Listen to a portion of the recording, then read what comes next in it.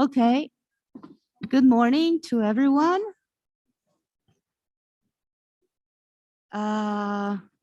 Okay, so let's start our first day of the conference. So let me give you the welcome and to thank you all for being today and to join us on this special conference that we prepare on the framework of Interreg MED Renewable Energy project. So on behalf of the Euro-Mediterranean Economists Association, we want to thank you to be here. And we hope that you have a nice conference. So let me introduce you for a welcome. We will have President Rima Yadi. She's president from Euro-Mediterranean Economists Association.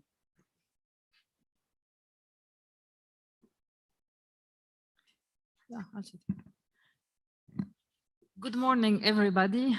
We are very pleased to welcome you here at at the premises of the Recinte Modernista of Sant Pau, where the Euro-Mediterranean Economists Association is based.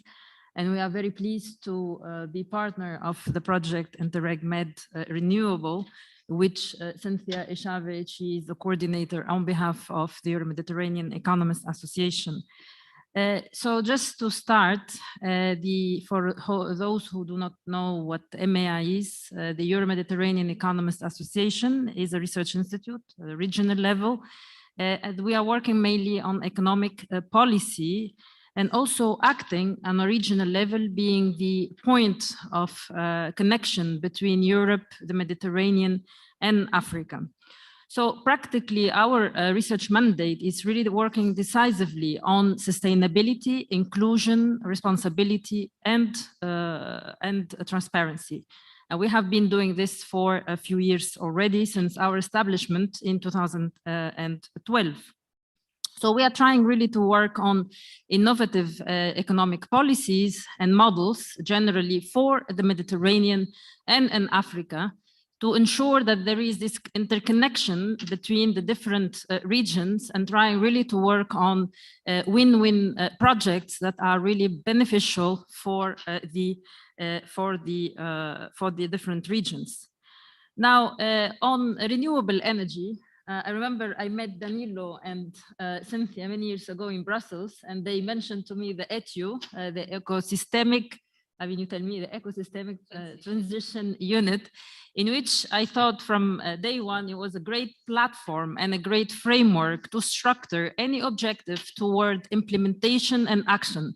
And I think this has really provided that very interesting possibilities to enhance our thinking and try really even to go beyond energy transition, also digital transition, societal transition, where you can frame the frameworks and the systems to ensure that they are implemented on the ground. And this project with the municipalities and the local actors, it's a great opportunity and the first step to mainstream also to other stakeholders, like, for example, the private sector, even the other, for example, the guarantee schemes that we work with in the Mediterranean, in the south part and the east part. And this could also be a great opportunity to develop this type of platform and to mainstream them. Now, I'm not going to go deep into the ETU framework because Cynthia will make a more expansive presentation, and she's one of the initiators of this framework. I would simply like to say a few words about the green transition. Now, accelerating the green transition is becoming a necessity, not anymore a choice, not only for Europe, for the Mediterranean, and also for Africa, particularly in view of the current geopolitical tensions that we are living in Europe. And also it will lead to some political and economic stability that we are living it already, because we can see clearly that the countries that are basing their models on fossil fuel, they still have the last, I would say, dimension of power to show to the world. And I think if we move beyond the fossil fuel dependence, we are able to really go out from this dependence, not only as countries, but also as regions. And we could see, for example, that up to today, Europe is still dependent on fossil fuel, gas and oil. And we've seen what is happening with the invasion of Ukraine and the increasing price of oil and gas in all European countries. So this is why it's essential to move faster than anticipated into the green transition. So this is not anymore, I repeat, a choice. This is a necessity for economic and social development and social stability for Europe and for the Mediterranean and also for Africa. Now, complying with the net zero carbon emission scenario sooner than later, it should be and should be again the main target for the COP27, which will happen in Cairo in Egypt this year in November. And I think we cannot be stopped by the pressures that we see today in terms of going back to polluting energy sources and technologies, as we saw, for example, what happened in Italy, that they have been constrained to go back to coal, and this is not a solution. Probably it's a short-term solution to counter the increasing prices for oil and gas because of the war, but then this should be changed as soon as possible. So I think I would like to stop here, and I would also like to welcome you to this first day of the ETU conference. Also, you will see showcases of the application of the different principles of the ETU framework for the rural and islands area in the Mediterranean Europe. I wish you all a very fruitful discussion. Thank you. Thank you very much, Rim. Very inspiring beginning of the day. So I will give the floor to Danilo Cech. He's from Vistra and he's the lead partner of the project. Ladies and gentlemen, good morning. First, I must say thank you to EMEA team to organize this event. I think this event, this conference, it's in quite right time, because we all know what is happening on our borders of European Union. We all know that we have, let's say, energy crisis at the moment in European Union. Energy prices are high. And on level of European Union, we already have outlined some series of measures to respond to this energy crisis, energy price. So we all know, and also my colleagues already told, that European Union must become independent from the source from oil, coal, and gas. So we must act now and accelerate the clean energy transition as soon as possible. So to achieve, we will act now and switch to renewables, which I think are a great source of clean and potential of energy, and also create a green job. And only this way we can be independent from sources like oil, coal, and gas. And I hope that you will learn today, receive a lot of inspirations, and bring these ideas and inspiration to your cities, and especially to your citizens, and to start first step to energy transition. Thank you. Thank you, Danilo. So I will give the floor to our colleague, Nicolas Garnier. He's a project officer of the Interreg MED Renewable Energy project from the program. Thank you, Cynthia. Good morning, everyone. Welcome to this wonderful venue. And once again, thank you so much for welcoming us in this really beautiful venue, and a pleasure to meet once again in real life. And as the colleagues have been saying, we are living some difficult times at the moment, and it's really time to pull our strengths together and unite on this front, not only on the political level, but also making sure that the energy topic and the environmental topic remain at the top priority of political agendas and down to the policies that territories are implementing. And at the Interreg EuroMed program, so the new program that is starting now, it's really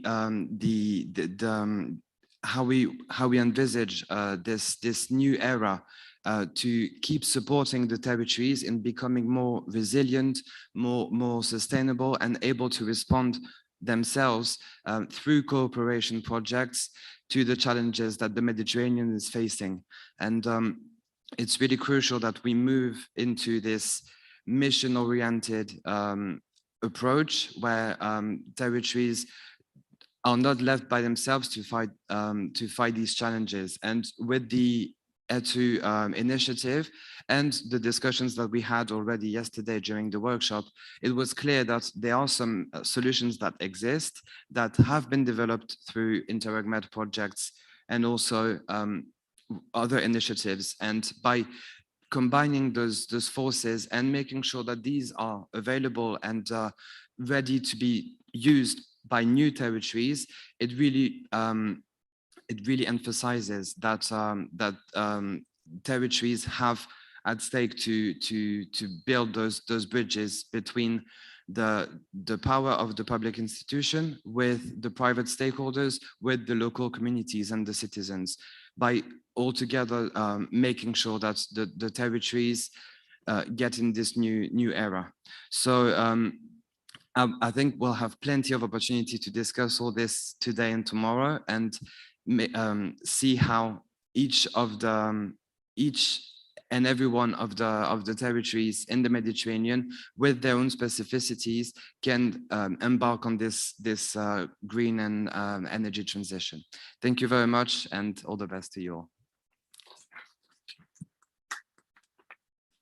Thank you very much. So I will give the floor to the first keynote panel. So if you may, I will give the floor and welcome my colleague Kostas Komninos. So thank you very much. So as you know, today we will have a very tight agenda. So I will try to be a bit strict with the timing. So I will advise our moderators, but just to a practical note that all of you have received at the beginning of the entrance a little book point, and this is you can plant it. So I don't know if you're aware, but you can plant it, and also it has a QR for signing and joining to the initiative. So yes. So Kostas, please, the floor is yours.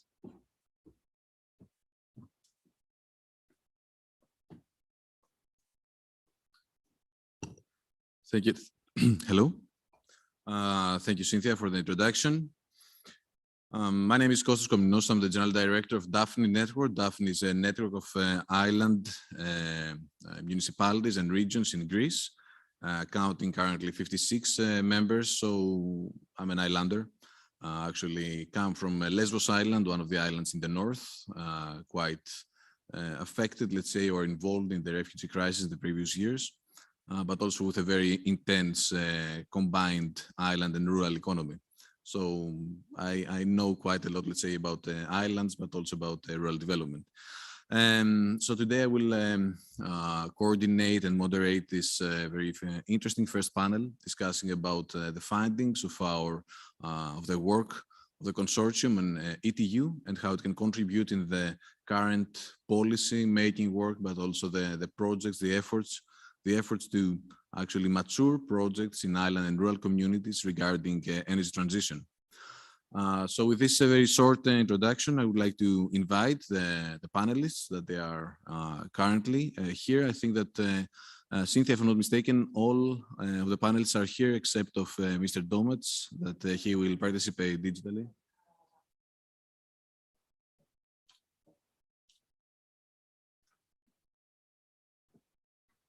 Thank you.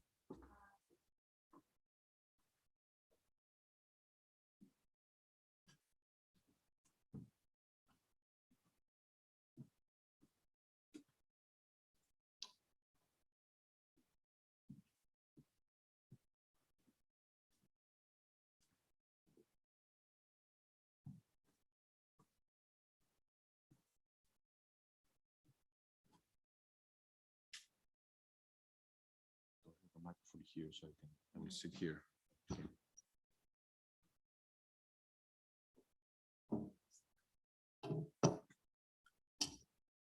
So, welcome to our today discussion and the panel discussion. Thank you very much for giving the time and to contribute to this event. We think this is a very interesting topic, and actually we see a very actually increasing interest on island and rural economies and their involvement in the climate crisis and also in the energy transition. So I think we'll have a very interesting and fruitful discussion today. We have with us, starting from the right, Mr. Gramenos Mastrogeni. Julia Domas will be with us digitally. Lisan, I hope I will not make mistake with her surname, Radershan. Okay, I did my best. Jesus. Okay, Jesus Pulido, and also Alberto Giaconia. Okay, so we will start having 10 to 15 minutes intervention from each one of you. Some of you have presentations with you and some others not, so it will be a mixed intervention way. So I would like to hear, and we expect also to hear from you, is how do you see actually island and rural areas to contribute in the fight against the climate crisis? There's a lot of work that we see from all of your entities working towards this direction. And how do you see also the relation with the ETU and its contribution in this direction? After the round of interventions from your side, we will also take the time to have a roundtable discussion based on the issues raised from your presentations. So, starting with Mr. Gramenos Mastrogeni, Deputy Secretary General from the Union for the Mediterranean. Just to mention that we all know that the Mediterranean, the whole basin, hosts significant areas, island and rural areas. So we think that there is a very high potential to contribute to this direction. So, Mr. Gramenos, the floor is yours. Thank you very much. And I must say, this is not rhetoric. I'm actually very happy to be here with this community because I think that things happen in this kind of context, much more than they happen at very high policy level. I must say that when I was invited, I thought about something to say, going beyond the obvious, taking stock of a former experience I had. Strangely enough, I found myself in my past existence being the co-chair of the Global Island Partnership of the United Nations, and at the same time, the chair of the Mountain Partnership of the United Nations. That led me to realize that island is not a concept defined by the presence of the sea. Island means something which is absolutely essential in the perspective of sustainable development. Island is a concrete territory, and we're all islands or interlinked, being rural or urban, being by the sea or on top of the mountains. But before saying something a little bit about that, I was very much solicited by the opening words of this conference. Similar words I heard in the past 2 days when we had the Union for the Mediterranean Working Group on Environment and Climate Change. And I would like to, although it goes a little bit beyond the object of today's discussion, to alert on the danger of only reacting to contingencies. Suddenly we realize that renewables are a solution. What we have in mind is a time-limited, hopefully, crisis, geostrategic interests, prices at the pump. We need to react. The idea is renewables also, but can we do something if we take it this way? The real point is that now it's more visible in energy, but it is true in every possible sector. Food security, for instance, phytogenetic resources. The basic idea is that environment equals justice equals peace in general, and not only as a reaction to what is happening now in Europe, without forgetting what is happening also somewhere else, which is not Europe. It's a basic thought, but Mother Nature distributed its wealth and richness in an equitable way.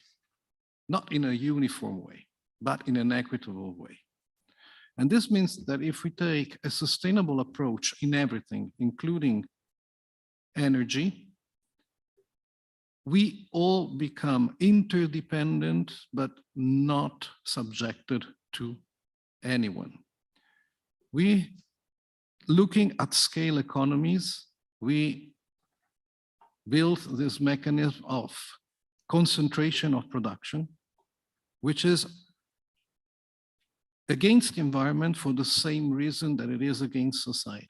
In society, it creates that kind of imbalances that, for instance, in terms of nutrition, make us produce enough food to feed 1,200,000,000 people, 12 billion people. But such an overproduction is distributed so that we have 2 billion people who are sick because of overeating in front of 1 billion people who are starving. The same thing could happen in energy and is happening in energy. But we should try to think about how we are interlinked with the ecosystems we belong to, about our co-evolution with this ecosystem.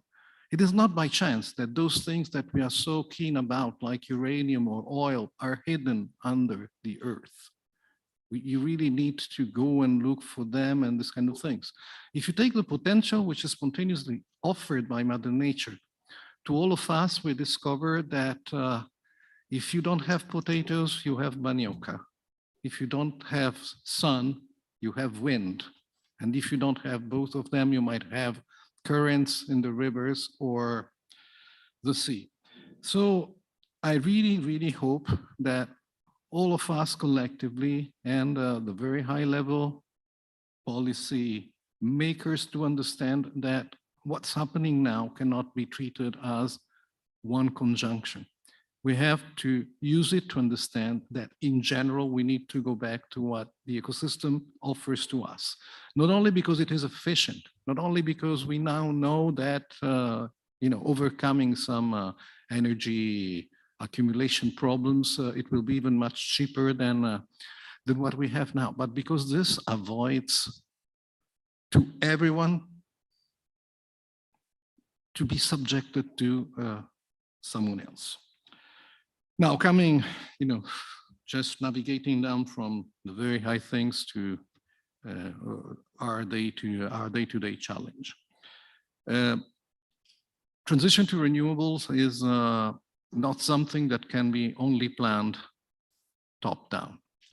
It will result out of constant experimenting at the local level, at the business level, in circuits, because it's based on the equality, but also on the differences of nature. Solutions will have to be experimented in different contexts. And this is why I do think that this initiative is groundbreaking. I read about it. It's not quite clear to me if you can become a member of the initiative as an international organization. It looks more open to ground operators, local communities. But if we cannot become members, at least consider us friends. And in terms of friendship and cooperation, let me just give a small announcement. We have recently decided at the upcoming climate COP in Sharm el-Sheikh to organize a Mediterranean pavilion. We will be the main organizers, but we don't want it to be the Union for the Mediterranean Pavilion to showcase how brilliant and fantastic we are. We just thought we are the only ones who have enough administrative and financial force to provide a house for all those who are engaged in bringing back Mother Nature to its normal, beneficial, generous cycle in our region. And I wish ETU and not only the Interreg MED community and also the Association of Economists, sorry, I'm missing the exact name, but yeah, you know what I mean, to be with us for an event or even more as partners. Thank you very much.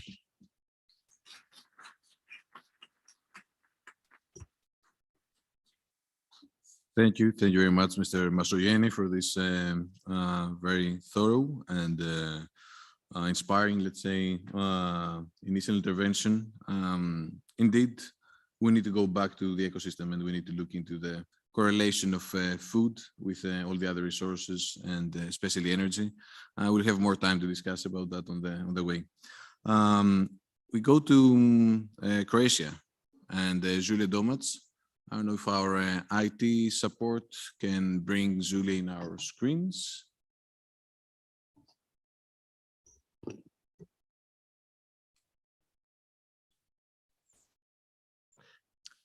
Hello, good morning. Okay, so Hello, we good have morning. Julia's voice. Hello, Julia. Hi, hi. It's good to see you, Kostas. Good to see you too, Julia. Okay, but I will be looking there so you can see me. So I hope you are good with your health. We are would be more happy to have you with us here, but it's good to see you and you look great, I must admit. So I think we are in place to have a good intervention from your side. Yeah, thank you very much. Good morning, Kostas. Good morning, all the colleagues in Barcelona and online. Yeah, indeed, it would be great to be there. I was looking so much. I was looking forward so much to be here. A big part of my team is now hopefully the audience or somewhere in the city. We were joking that 10% of our energy agency will be in Barcelona, but not me, unfortunately. I still have to solve that little virus problem, and then it will be fine. But anyway, I hope you have a excellent time. It's very nice to speak about that topic, of course. Topic of energy transition and islands and rural communities. Let me first share with you some of my thoughts, recent thoughts about energy transition. We are using the term for many years, but I started to actually dislike the term energy transition. Well, it somehow sounds like this is going to last forever. So we are, well, changing the energy system from unsustainable to sustainable, from completely centralized to decentralized, from fossil fuel oriented to renewable energy oriented. But that transition, that word energy transition sounds pretty much, let's say, like. Yeah, a good example could be I have a daughter. She's 15 now, and when I ask her to do something, she usually replies, "Yeah, I'm going to do that soon." And this is like our energy transition. So I think we should start now to well, not to be more focused, but to finally do that final step. And if anything we learned in the last couple of weeks or months, well, even with pandemic, but definitely with that terrible war we have in Europe, is that we should finally switch and change to renewable energy. That's the only way which can guarantee the freedom, democracy, that all that money connected with gas business is so toxic, and it's affecting so much. Well, it's easy to say now after the war, but I've been telling that well, in Brussels, in Zagreb, in our government for years. It's easy to see now how wrong that is, but after this war, but we knew that for forever. And well, here we are with our islands and rural communities, which are actually in a pretty similar situation like all other parts of our countries, but even more exposed and vulnerable. And well, whatever happened, it is probably more visible on islands and rural communities. On the other hand side, whatever we change for better, it's more visible there, and it has immediate impact. So I think it's time to finally, well, to decide, let's do it, and well, use our creativity, technology which is available, all the knowledge which we generated, and hopefully a political will, or we should influence political will and make that change. So, of course, we keep telling that islands and rural communities are pilot areas. They are, the champions which will bring the change and celebrate the change. But I think now it's time to start talking and start to deliver and to do and to change our energy systems completely and finally for sustainable energy and to build a robust decentralized energy system based on renewables. We were talking about climate changes for decades as well, with very limited success with the politics and politicians. Now with the gas crisis and with the war, I think it's so visible and so exposed, the whole situation, and I think it's very clear what we need to do. So with that hope, I think this is a great topic, and ETU is a great network to spread that message. I think it's simply very clear what we need to do, and I hope you will use today and tomorrow in Barcelona to polish the message and to spread the message, and I really wish you a good time and fruitful cooperation. Okay, Juliet, thank you very much for this intervention. I don't know if you were connected with us, and if you still, I think that Julia still hears us, right? So we will take approximately half an hour more for the first interventions from the remaining panelists, and then we'll go into a roundtable discussion, so we'll have more time to discuss also about the activities of FEDAREN towards the direction of island rural communities and what you see from your side at the European level in this direction.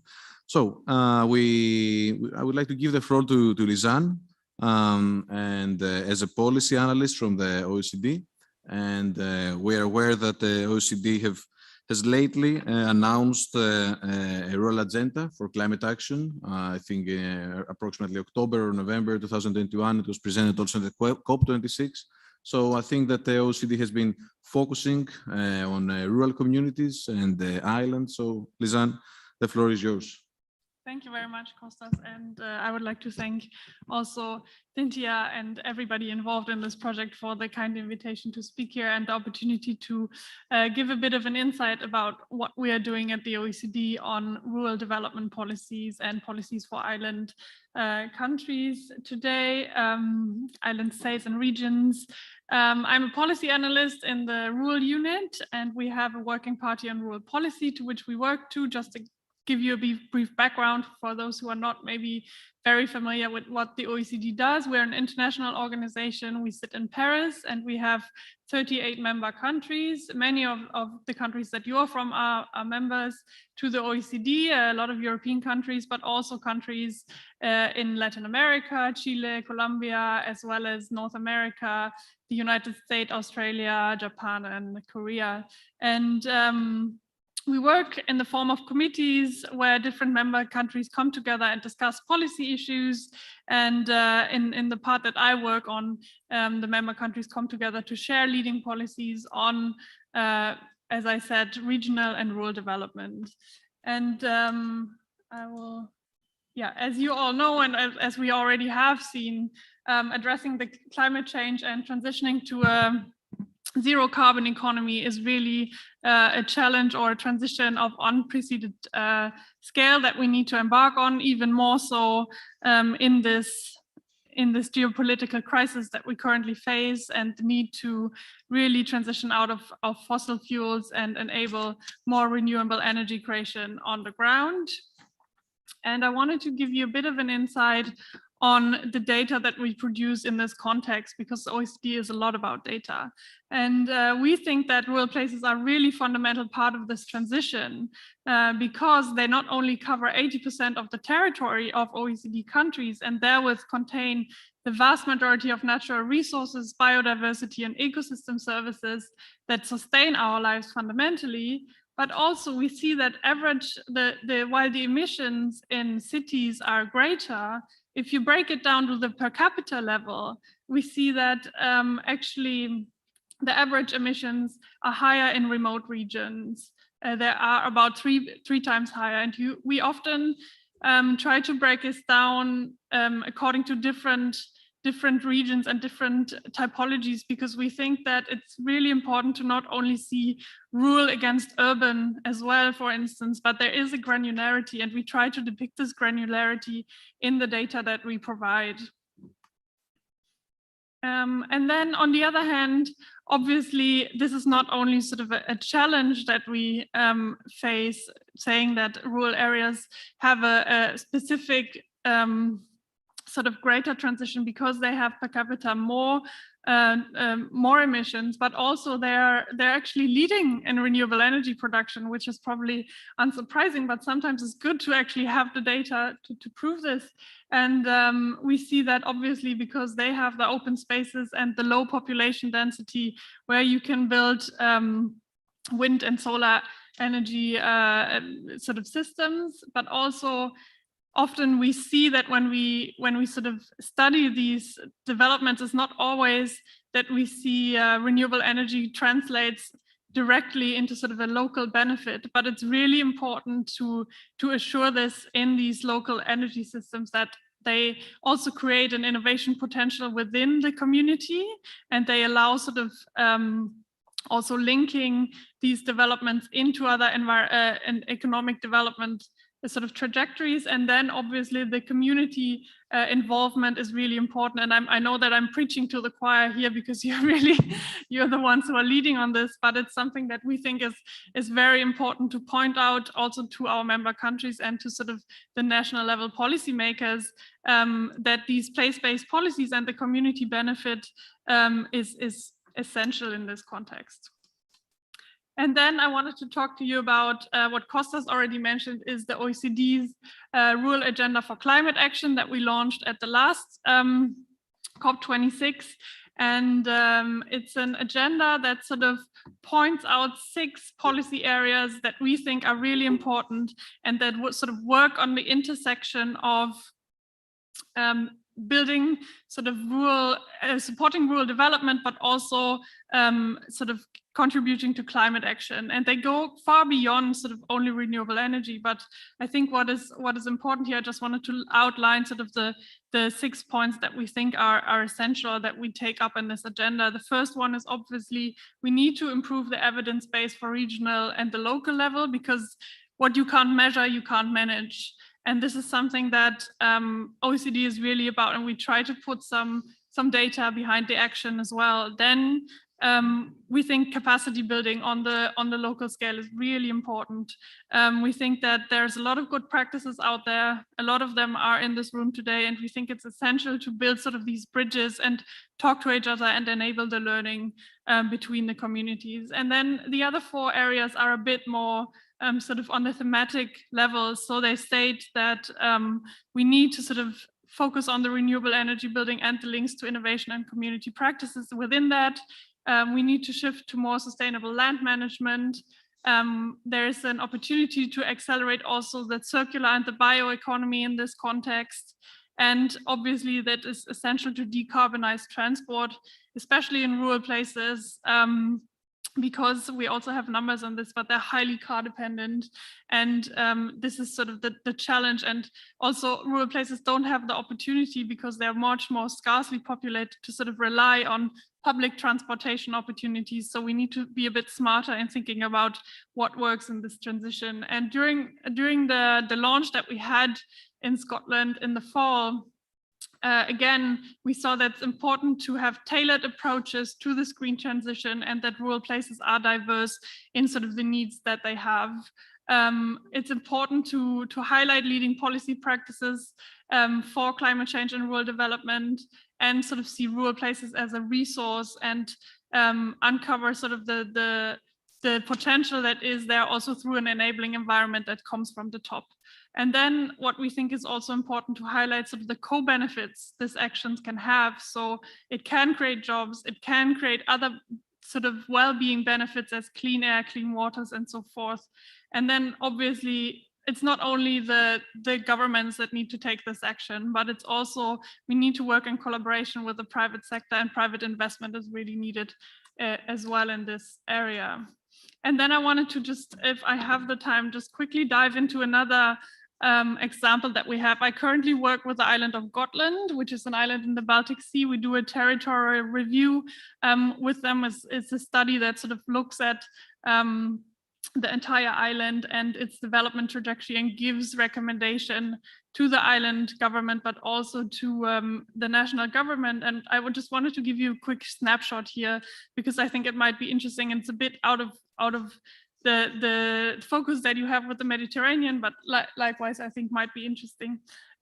So the island of Gotland has decided, or has set itself the goal, to become a fully renewable energy system by 2040, and it's enabled to do this by the Swedish government. It has become the Swedish renewable energy pilot in itself, and it has a range of opportunities that enable it to do it. It has excellent wind speeds that already sort of exceed the electricity production, electricity generation, exceeding demand on the island. 40 to 50% is already created by renewable energy on the island. They have widespread use of biogas, and a committed sort of local business community, and a local university, which is quite remarkable. So they have also research going on, and are enabled to train people to take up the jobs and have sort of the skills on board. But then they have really severe challenges as well. They have a limited infrastructure, because they have no possibility to actually export the excess renewable energy that they have, because the one cable that connects them to the island doesn't allow this. And they also have really a lot of difficulty of finding locations for the windmills, because there's land use conflicts with regards to biodiversity protection, as well as military use on the island. So they have a lot of land use conflicts that maybe some of you also know in this from your sort of experiences. And I wanted to give you a bit of an example of the policy action, an example with how they're trying to deal with this, but also what they're doing on the island to enable further energy generation. And then they have set themselves sort of a roadmap and an authorizing environment through a collaborative process with the national government, the regional government, and the energy agency and the private sector, that has developed certain measures. It's providing funding, and sort of enables the sharing of experiences. And it has sort of different components to this. One of them is education and capacity building. They've set up a local energy center that sort of gives Gotlanders, the businesses, as well as the private households, the ability to switch to an efficient, sustainable energy system, raising knowledge and helping with the application. And they also have sort of a handbook for renewable energy generation that they created. So this handbook enables small sort of stakeholders to engage in this and develop it for themselves. And then they have a circular system. So they also use a lot of biogas in sort of, for example, the local transport system, because they also have agriculture on the island, so they can use that as well. And then they have a scarcity of water on the island as well. So they try to integrate this, so the desalination plants with the sort of providing energy for desalination plants through renewable energy that they generate on the island. And they're also attracting quite innovative research. So they have a smart road system that they sort of provide. It's a demonstration study on the island where they try to charge trucks that are going from the airport to the main city through sort of an electric grid. And I think this is quite an interesting example, because it provides a sort of an idea about the different scale and the different opportunities that are around there. And I'm happy to talk to any of you later who have any questions, and really excited, because being with sort of the local, or connecting to local initiatives, is something that helps us understand better what we need to sort of engage in with the national governments that we work with. So thank you very much. And that's it from my side.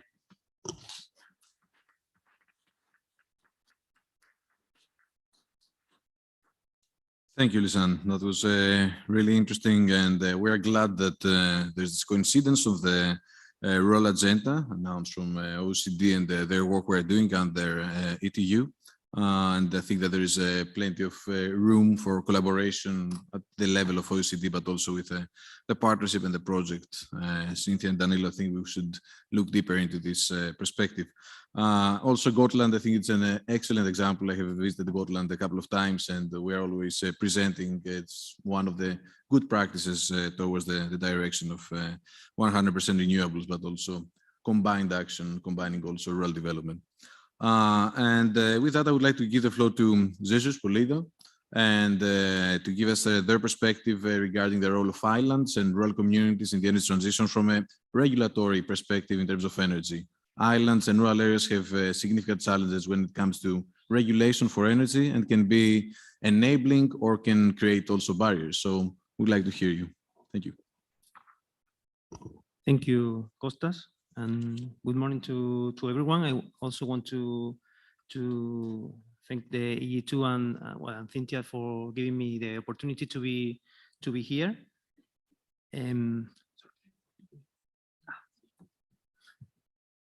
Yes. Well, here today I'm here as a representative of the Ministry of the Ecological Transition and the Demographic Challenge of Spain, and I would like to give you an overview of what is the Ministry of the Central Administration of Spain in terms of the ecological transition, and give you an overview of all the measures that affects all the rural and island areas. For me, I'm very happy to see that all the European and national measures from the top of the process of the energy transition are translated into local, and they came into reality. As we could see yesterday in the workshop, in all the local communities projects. So for me, it's very encouraging to keep pushing and keep working in all this process, because citizen participation is one of the key pillars of the energy transition. So. Yes, today, I want to give you an overview of the strategic framework of the energy and climate, what is doing by Spain, and show you a little bit about the National Energy and Climate Plan 2021 and 2030, and the long-term strategy 2050, and give you a short summary of what's done in Europe regarding to the Fit for 55 package. So yes, as an overview, you already know about all this agenda and this measure that it's been done in the international framework. The next 10 years are going to be crucial to succeed in perceiving our security as humanity. And as said in the Paris Agreement in 2015, it's exceeding the 1.5 degrees Celsius limit will depend on the actions carried out not only by the governments but also by the private sector and of course of the society. The Paris Agreement and its development in the Katowice conference and the 2030 Agenda for Sustainable Development will mark the beginning of all this process toward a sustainable development. And the European Union, committed with the Paris Agreement agenda, will define the clean energy for all Europeans package with 8 acts, increasing the climate ambition in the European Green Deal, and in the recent times with the Fit for 55 package. From the national point of view in Spain, we already adopted in 2021 the Law 7/2021 on climate change and energy transition, that is based on the National Energy Climate Plan's objective and the long-term strategy that I will tell you a little bit more later. But I would like to highlight regarding to local communities and island, all the framework of this conference, the long-term strategy, the just transition strategy, that is one of the most disaggregated strategies at the municipal level. For example, with the local the just transition agreements, it proposes solutions to the municipalities affected, for example, by the closure of the coal mines, or the energy poverty strategy that combines the right to have energy with a maximum energy efficiency of the population. All these strategies and agenda have been translated into several roadmaps and strategies, and the ones that are already adopted are the strategy of energy storage, the roadmap for offshore wind energy and ocean energies, the hydrogen roadmap, and the self-consumption strategy.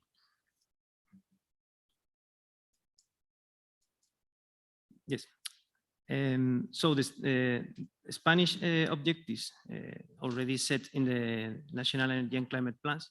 For example, it's a 23% of greenhouse gas emissions reduction compared to 1990, a 42% renewable energy share in the energy sector, I said 74% of renewable energy in the power sector, or a 39.5% increase of energy efficiency. Going further, the long-term strategy for 2030 defines more ambitious strategies. For example, a 90% of greenhouse gases emissions reductions compared to 1990, and 97% of renewable energy share of the system, 100% renewable energy in the power sector, or a minimum of 50% of economy electrification. All of these strategies have been translated into the law. The law includes what is established in these strategies, but it gives the force of law since it was not the case previously. So all these objectives are included now in the law. Yes, here you can see an overview of the ambition of Spain until 2030, how starting from 2015, how we envisage to increase the renewable energy share in the economy, and also in the sector of heating and cooling, the transport, or the power generation. We were focused to achieve a 74% of renewable energy in the power generation in order to have less dependency on fossil fuels. That is one of the key points of our strategy. And yes, to achieve that, the National Energy and Climate Plan envisages a total investment of more than 240,000 million between 20 and 21, divided in several measures like renewable, savings and efficiency, or networks and electrification. And I would like to highlight that the National Energy and Climate Plan has been a solid base for the development of the measures of the recovery and transformation and resilience plans presented to the European Commission by Spain. It's been the base of the definition of a lot of measures considered in the plan. And I would like to highlight a little bit the measures considered by the National Energy and Climate Plan that has more than 79 measures. But I would like to show you some of them that are related to the topic discussed in this conference, and they try to give, for example, the development of new facilities using renewable in this area. For example, it has a specific program for territories in not on the mainland, so in the island, or development of local communities, energy communities, revitalize rural areas, and get just transition in areas, as I commented before, for example, where the coal mines have been closed. Energy strategy specifically for Balearic or Canary Island, a regulatory framework for renewable energy communities, citizenship empowerment, to provide cumulative final energy savings, the construction of a second power interconnection between the Iberian Peninsula and the Balearic Islands, or the promotion of self-consumption and renewable energy communities. Going further, Spain approved the long-term decarbonization strategy for 2050. I don't want to extend so much in this, but you can see here as I commented before, the objectives defined by the strategy. And here, well, I think you cannot see very well the slide, and I'm sorry because the figure is in Spanish. But here I wanted to show you that the objective is the climate neutrality for 2050, and how taking into account different measures in different sectors, such as power sector, renewable mobility, sustainable buildings, competitive industry, carbon sinks, or waste management, we plan to achieve the carbon neutrality for 2050. And here we can see how what's the contribution of every sector that you can see in the left side of the graph. Taking the measurements in the National Energy and Climate Plan and the long-term strategy, we could achieve the carbon neutrality by 2050. And last but not the least, I wanted to share with you some of the objectives taken into account by the Fit for 55 strategy, in terms of climate, taxation and trading, transport and energy. The Commission is in process of defining new regulation, and it's also doing a reformulation or a renew of the already adopted directives. For example, well, the list I have here, the list of what is discussed in the European framework right now: the emission trading system, effort in sharing regulation, regulation on land use, forestry and agriculture, the renewable energy directive, the DER3, the energy efficiency directive, a refuel aviation initiative, or a maritime refuel initiative. Oh, sorry.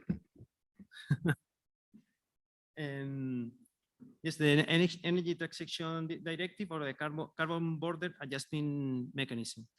And I would like to give you some figures about what's the ambition of the European Union. For example, we are going through 32% in the share of renewable energy to 40% by 2030. Increasing 9% compared to the ambition of the National Energy and Climate Plans in energy efficiency. A new 30% of greenhouse gas intensity target in the transport sector, or for example, a 49% renewable share in the building sector. And that's all. Thank you very much.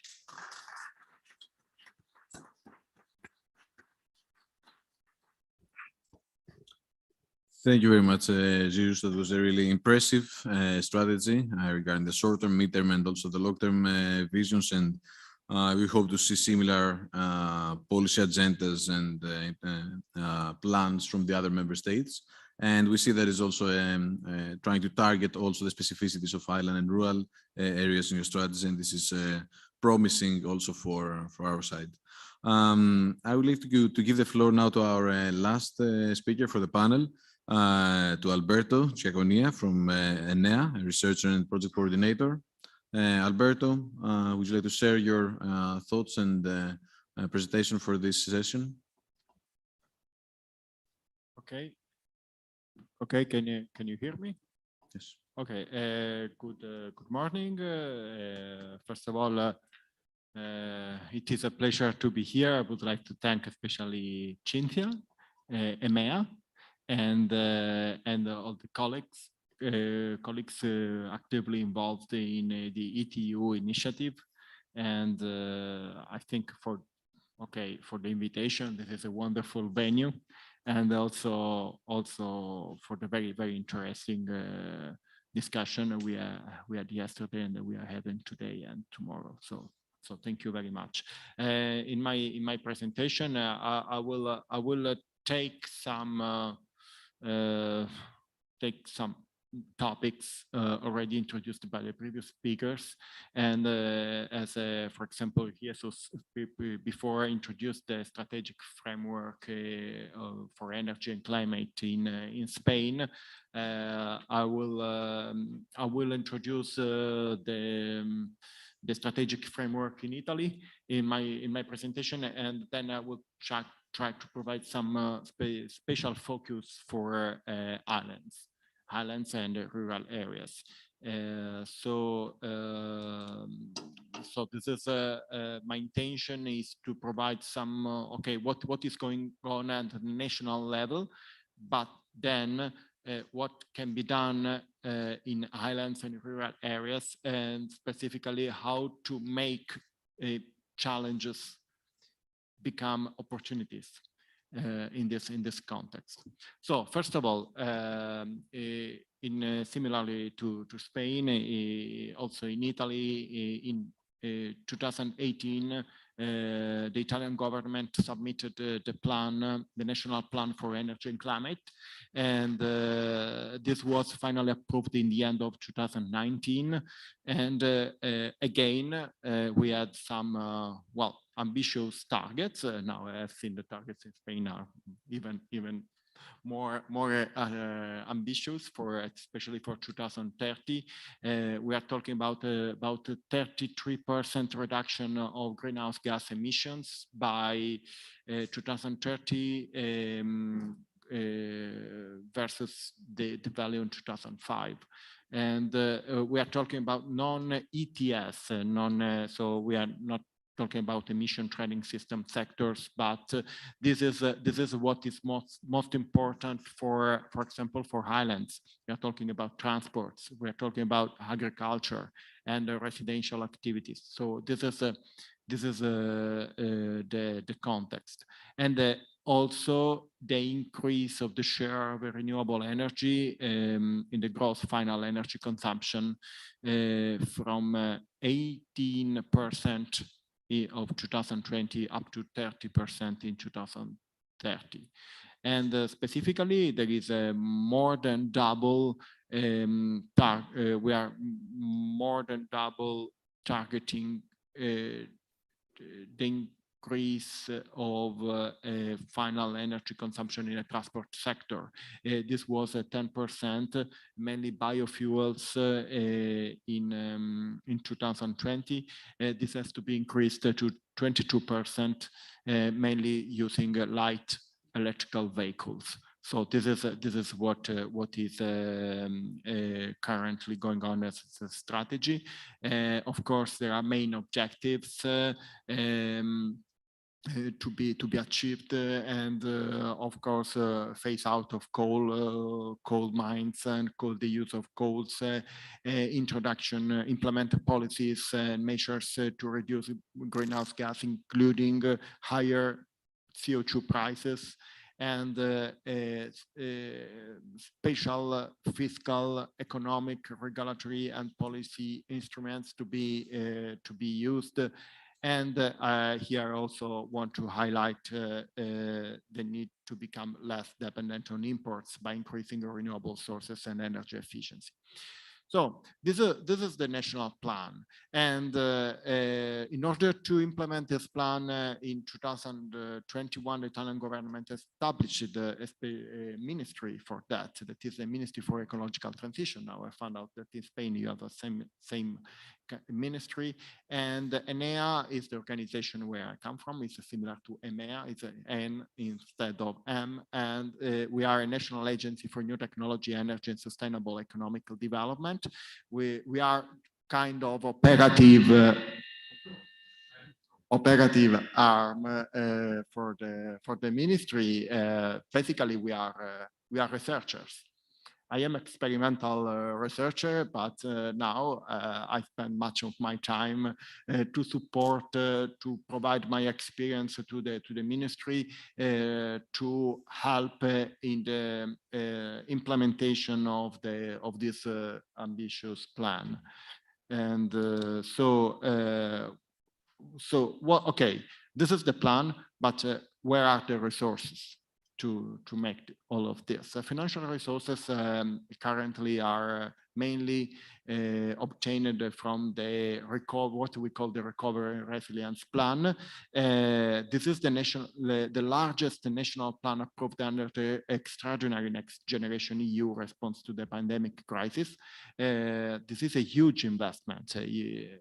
It is in Italy, it is 191.5 billion euros for projects to be implemented by 2026. Such a huge investment, public investment, is not common. It happens once every 100 years, maybe.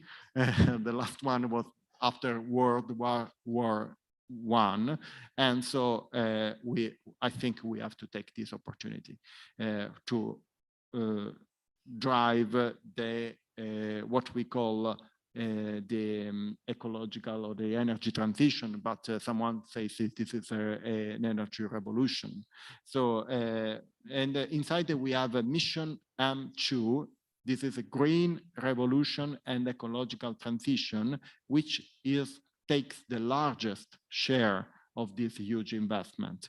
So this is a sign that 31% of this public investment is dedicated to the green revolution and ecological transition. And this complies for components, for submissions or objectives, including circular economy, sustainable agriculture, renewable energy, hydrogen, grid and sustainable mobility, energy efficiency, renovation of buildings, protection of land and water resources. All of these topics can be clearly considered also in the ecological transition to be implemented in highlands. Islands, I mean islands, geographical islands, and also energetic islands. So here I would like to underline some examples of significant measures sustained for energy efficiency and renewable. And here I am listing the top 5 measures in terms of funding. And the first one is the Eco Bonus and Sigma Bonus, up to 110% for energy efficiency and building safety. So this is a way to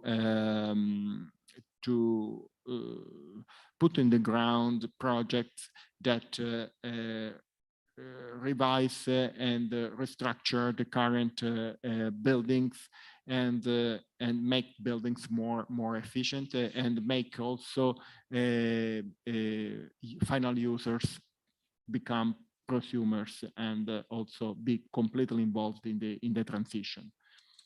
And this is what is going on. This is what we say. This is the strategic framework in Italy. Now, let's see what is happening now. Well, at national and regional level, we are currently seeing in this days and in the last years also that the geopolitical issues or even some externalities make energy import highly insecure. And when I say highly insecure, I don't mean only the the possibility to guarantee import, but the cost of the energy is fluctuating so much. This means that it is almost impossible to build up business cases. When we build an energy infrastructure based on fossil fuels, we need to consider a price for energy, for the fuels to be imported over 20, 25 years time. How can we do that if the natural gas price increased by 5 or 10 times in the last month? Or even the CO2 emission trades make the CO2 emission cost vary so much. And so it is very, very difficult to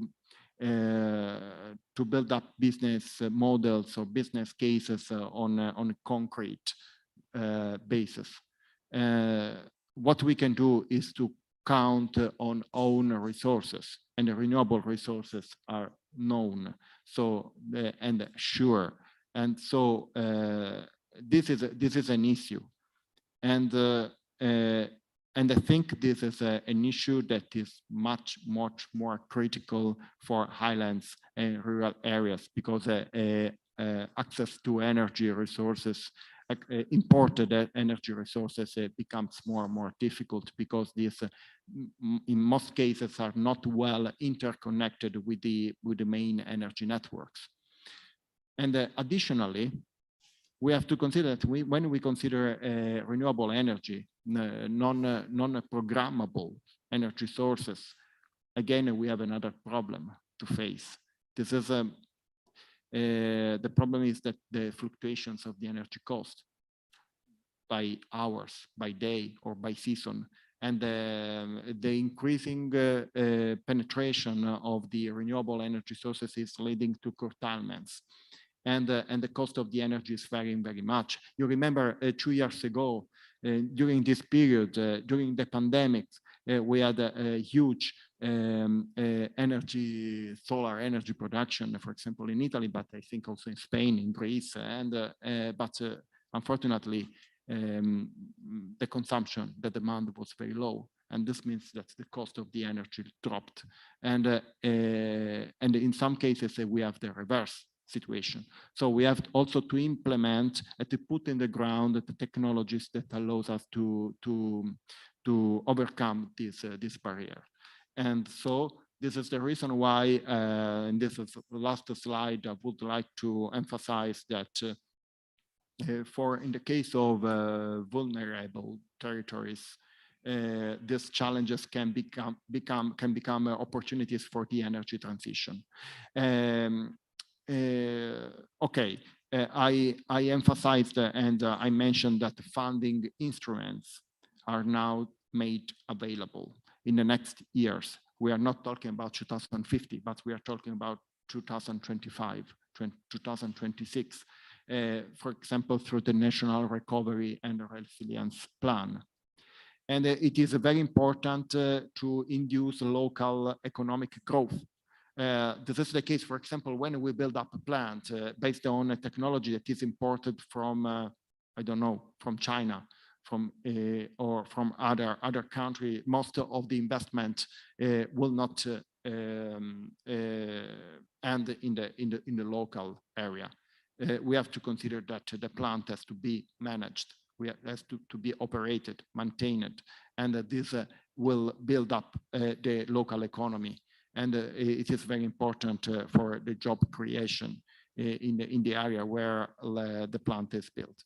And last but not least, it is important to consider these areas as a showcases for replication, but also for the demonstration and the utilization of new technologies, which are mature enough to be implemented, such as some examples I have heard about, for example, solar seawater desalination in islands. In islands currently, water desalination is achieved by means of fossil fuels, gasoline, but the new technologies offer the possibility to produce water from solar or from wind energy. And agrivoltaic I don't know if you ever heard about this technology. This combines photovoltaics with agriculture, that in the same area, in the same surface, we can combine the benefits of two different ways to produce different goods, one energy, power, and food, but there is a synergy between the two sectors, and there is no additional land used for power generation. And again, low-cost photovoltaics wind systems with batteries to overcome the problem of increasing of fluctuations of renewables. Hydrogen, reversible electrolyzer fuel cell systems for balancing the grids, for example, or even to produce fuels, synthetic fuels, or hydrogen for mobility that can be produced locally.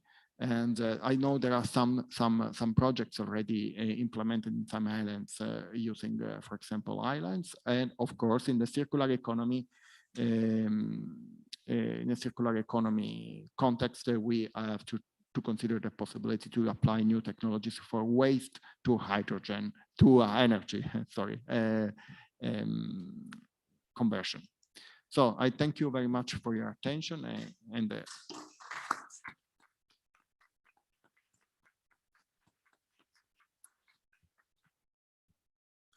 Thank you, Alberto, for your intervention. And it seems that you have clearly grasped the challenges of island and rural areas and how they can be actually of benefit for the member states and the national policy, and how we the islands and rural areas can be of more benefit for the countries. We have, since I'm not mistaken, approximately 20 minutes for a roundtable discussion. And maybe we can have a few minutes at the end for potential questions from the audience. So I would like to make a short wrap up, let's say, from your interventions and trying to highlight some issues. So starting from Grammenos pointing out that actually there is a need to look back into our ecosystems, and that the timing is such now in war times that we really need to look back how we can actually maintain our ecosystems, how we create more collaboration, and how we create nexus among food, energy, and the rest of the resources. And then going to Julia, asking that there's a lot of discussion for many years for transition, but we need to take action. So there is a push towards realizing what we've been discussing and planning and making strategies. Lizen highlighting the economic toolboxes and the proposals from international organizations to support island and rural areas, and how examples like Gotland are already realizing such interventions. And then I would like to put Zeus at the end, and Alberto, as I said before, pointing out very clearly the challenges of the island and rural areas and how can be opportunities for energy transition. And then Jesus giving us a very thorough picture of the national level and the strategies set for a long-term strategy and climate neutrality.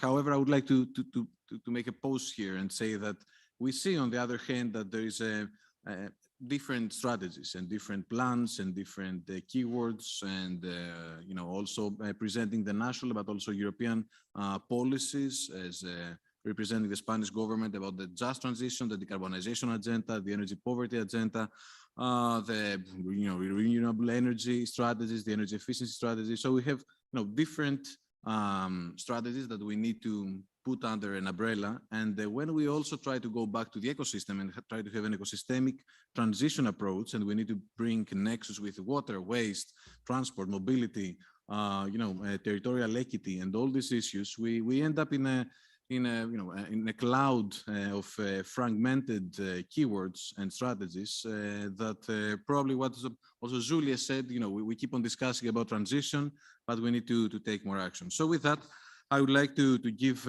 2 minutes to each one of the speakers to tell us how do you see the possibilities actually to overcome this fragmentation of EU policy, ending up also into national policies or even regional and local strategies to actually follow and run behind the policies and the financing available.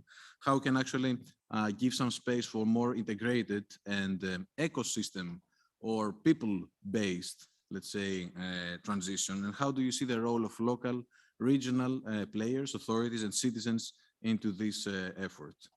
So following up the agenda, I would like to give the floor to Gramenos Mastrogeni for your thoughts for 2 minutes, please. Yeah, thank you. There is no solution, but one solution could be to take one step back and look at the overall picture, not only concentrate on energy or that part of energy which we are kind of instinctively concentrating on, which is the supply side. If we do that, we can discover that islands and rural areas are not only problems, then not only opportunities, but they can be solutions. Let us take one step back. Where is the origin of the problem? If we think fossil fuels, no, the origin of the problem is that we indulge too much in substituting ecosystem services with energy-intensive surrogates. The ecosystem service first cannot be substituted in its quality. Give you an example, it's a warm day, you want some refreshing, our instinct is to go into a mall, a shopping center, and you will have the refreshing service brought to you by electricity, which is air conditioning. Okay, you get the refreshing, but together with a lot of problems, you sneeze, temperature shock, this kind of things. Same hot day, you place yourself beneath 2 trees and you have exactly the kind of temperature, humidity, etc. that you need, just because we co-evolved with our system. So if you want to overcome, the contingent approach, the urgencies that we have, we need to go back to a world which is less energy intensive, but also less waste producing, because we give back the places that they deserve to ecosystem services. But where is the knowledge about this concentrated? It's not in the cities. I'll give you, we have many examples of things like this around us. They are still known in the countryside or in the islands or on top of the mountains, not in the cities. Just to give you one final example that makes the point. If you go along the Silk Road, you will find some cone-shaped buildings called the yakchal. In Persian, it means literally the fridges. Even if outside it's 55 degrees, inside it's always between 0 and -4. They were used by merchants to deposit their perishable goods. Energy expenditure, 0. Do we only have to look at better supply or maybe recover what we knew? Thank you. Thank you very much, Gramenos. That was really an interesting example, and going back to the basics and learning from the countryside and the rural areas. Julia, are you with us? Sure, of course, I'm here. Julia, if you can hear us, maybe, I don't know if your microphone is muted. No, it's not muted anymore. That's perfect. We can hear you. Very good. Yeah, let's hear you for 2 minutes about fragmented policies and how we can go into more ecosystemic integrated solutions. Yeah, well, I think we actually have already all solutions on the table. I think the engineers, the scientists, I think they did their role. So we have technology, that's for sure. We have economic instruments, that's for sure. We still are missing a final decision. Are we going to use all that economic instruments to make energy transition and renewable energy happen completely? And now we just need full awareness. At the citizens level, of course, this is always a challenge, but also at the politics level, and we need concrete political action. And with the instruments we have, like technology, like planning tools, like economic models, instruments, we could mention them now for a long time. I think we already have everything what is needed. So we need to reach the decision and we need to act, and that's it. Thank you, Julia. Let's say that the time is actually time for action, and I think also in terms of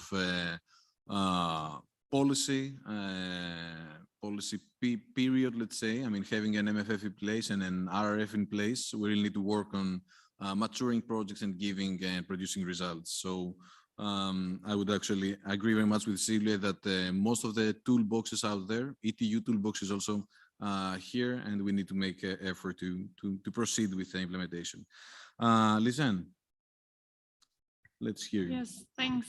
Yeah, I think this is a very common challenge that we see, that sort of a lot of ministries act in silos and they sort of only look at their sort of policy areas.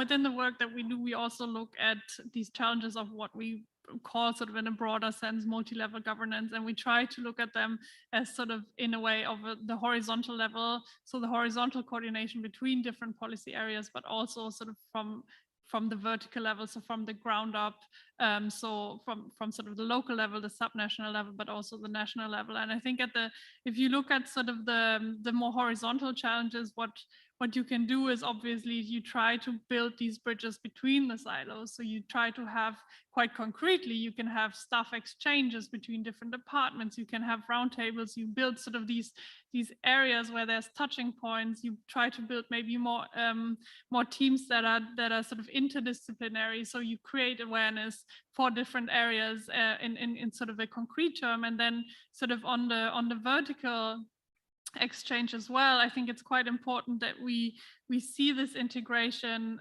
that we've heard, like there is these examples, there are these local solutions, but how do people get the voice also at the national level? How do your experiences that you have on the local level of the integration where all these policies fall together, but then how do you reflect them back to sort of the national policymakers, and how do they integrate? So I think it's very important to also create these tools in order to reflect back and create communication channels and opportunities for intersection. So when these policies are created, so that they're not only created by the people who sit in the cities, but that they're really influenced by people from the ground, and there are different sort of policy measures that you can have, or tools that you can do in a way to do that, I think.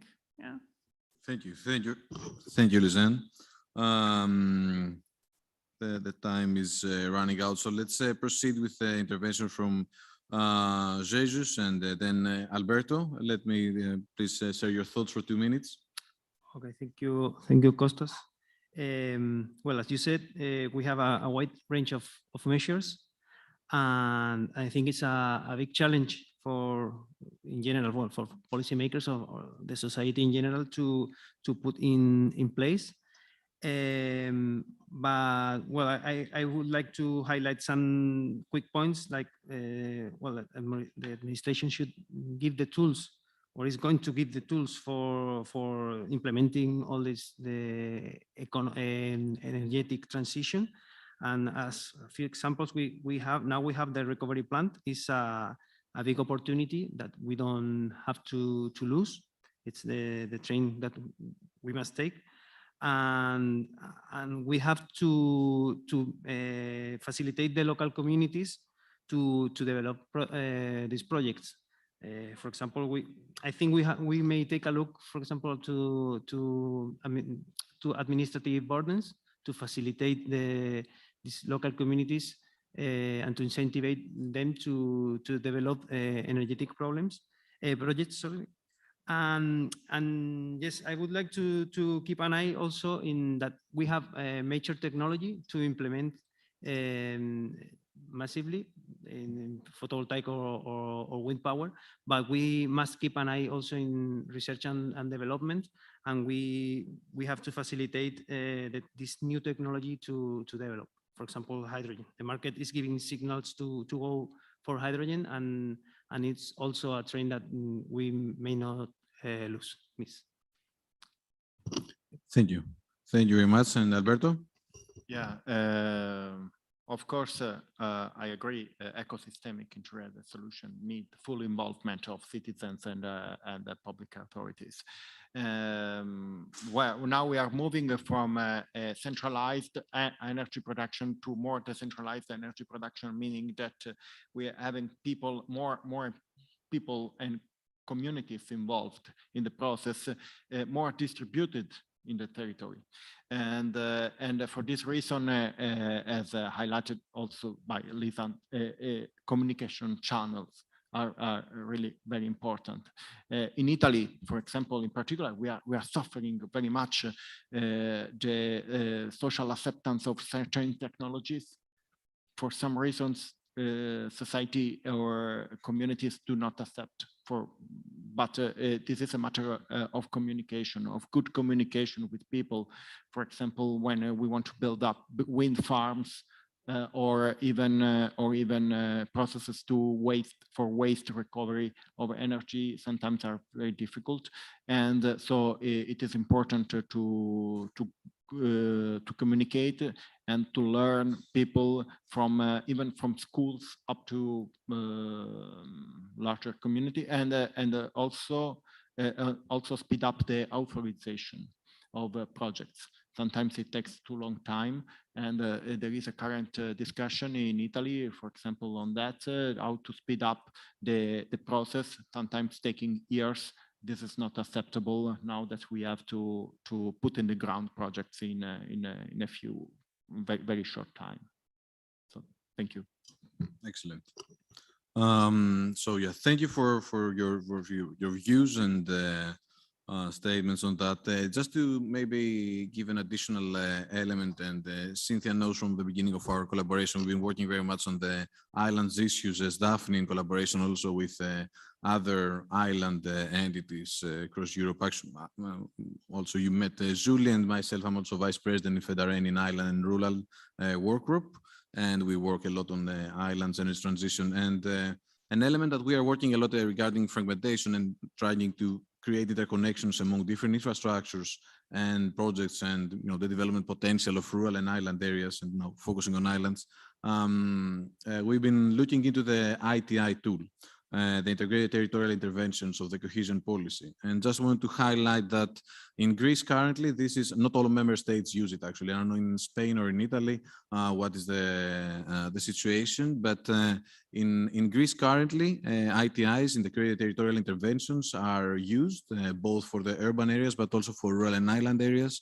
And there is also an initiative from the Ministry of Environment and Energy called the Greco Islands, GR Eco Islands. So trying to go towards the ecosystemic, let's say, approach, but actually trying to create green destinations in terms of touristic development, but also that bear sustainable infrastructure in all the span, not only on energy, but also water, waste, mobility, and agriculture, etc. So that would be also, a way to go forward in terms of policy making for more integrated solutions and approaching, let's say, the tradition of the countryside and the experience of the rural and island areas. So we have 5 to 10 minutes, I would say, for questions or interventions from the audience. If you would like, please, you can raise your hand.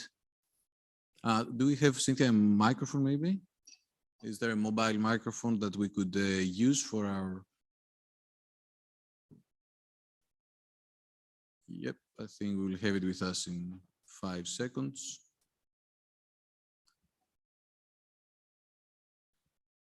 So I think we have Reem and Mauricio. Thank you very much for this very inspiring panel and contribution by each one of you. I have a few questions. I start with Lisanne. You mentioned the rural policy by the OECD to combat climate action, climate change. So I see still a dichotomy between the urban and the rural. And in all the points you mentioned, it's all focused on the rural. So are you suggesting to us that we are moving into a complete different policy, which is moving into rural and then forgetting about the urban? I think for me, the most important is eventually to finish with this dichotomy, particularly nowadays that we are living in also another transition. Again, I don't like anymore the word transition. We need to move on, which is a digital one. So probably this would also help to reduce this dichotomy. This is my first question. My second question is for Alberto and Jesus. Of course, you have the plan for 2030, and there are targets to be achieved. And I do not know to what extent those are hard targets. But then with the situation today and some of the, I would say, decisions, reactionary decisions, I would call them, to move to polluting energy sources back or increase the polluting energy sources. So how do you see those targets achieved, particularly with the current situation, whether those uncertainties will linger? My third question is also about the investment. I see billions, hundreds of billions, and these are huge amounts. When looking at the indebtedness of all the countries, which are going beyond actually what are acceptable in terms of the Maastricht Treaty, I see that there is no other way to fund this, again, transition. We have no other word, maybe action, we are not there yet, unless you are really engaging very strongly the private sector. But then the private sector needs certainty and needs also that the technologies are under control in terms of the pricing. So how are you dealing with this from a governmental perspective, particularly again, when we look at the indebtedness level that are practically increasing for all countries? Thank you. Okay, I'm gonna go for the first question. I think it's a very good one, and I think this is exactly what I was focusing on, the rural places, but I think what we generally try to do is actually move away from this differentiation of, oh, rural is only what is not urban, but it's more to sort of move to a scale of things and say, okay, there's, we have urban and rural places, but we also have this, what is in between, and to sort of have this, to look at this in a broader way. And this is why we developed this typology that sort of shows sort of different areas in relation to access to service points, as well as in relation to population density. So it's really an input to try to go away from this dichotomy. And I totally agree with you that it's not serving us. And I think a lot of the work that we also do in relation to rural places is looking at the urban and rural linkages. So looking at what connects the places, what is the flow of information, the flow of people, but also obviously of the flow of resources, and the need to sort of create solutions that work in sort of that manage these flows of resources. And I think that's something that we definitely also look at. Yeah. Thank you, Lucian. So Jesus and Alberto. Yes, thank you for the question. Regarding to the speeding up of the achieving of the objectives in 2030, I would like to say two things. That every member state have to send to the Commission in 2023 the draft of the revision of the national energy and climate plans, and to send in 2024 the final revision. And at this point, I don't have so detailed information as Alberto, but I would say that the recovery plan energy dimension will speed up the measures in the national energy and climate plans. So we consider that in 2023 we will make a revision of the objectives. Okay, from my side, just to answer to your first question, very, very interesting. This is a question that we are all making because you asked, okay, we are living a special situation these days, and it was proposed, for example, to use coal mines to reactivate utilization of coal to face a gap in the energy import. And we are all surprised about this.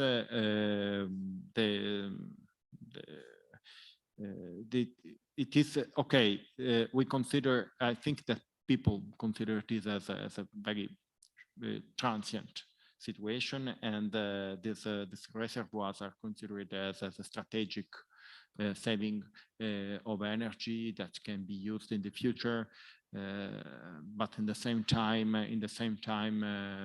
it is not easy to make it accepted to the population, and there is only technology that is helping us, because there are processes that they call it clean coal technologies, that have projects that have been stopped years ago when we decided not to use coal anymore.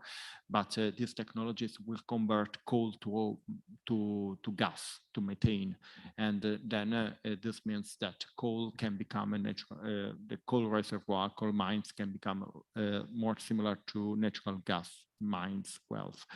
But this is still under discussion. I think it is not realistic, because the time to revitalize this sector is not so short. I think that the geopolitical crisis, I hope that the geopolitical crisis will be much shorter than the time to restart this kind of processes. I think there are some easier ways to get to face this situation. Anyway, we were also surprised years ago when we saw the project for the financing of the great infrastructure, the Nord Stream 2. Everybody was asking why, if we have plans for 100% decarbonization by 2050, we are now financing, or for example, it was in Germany, I think the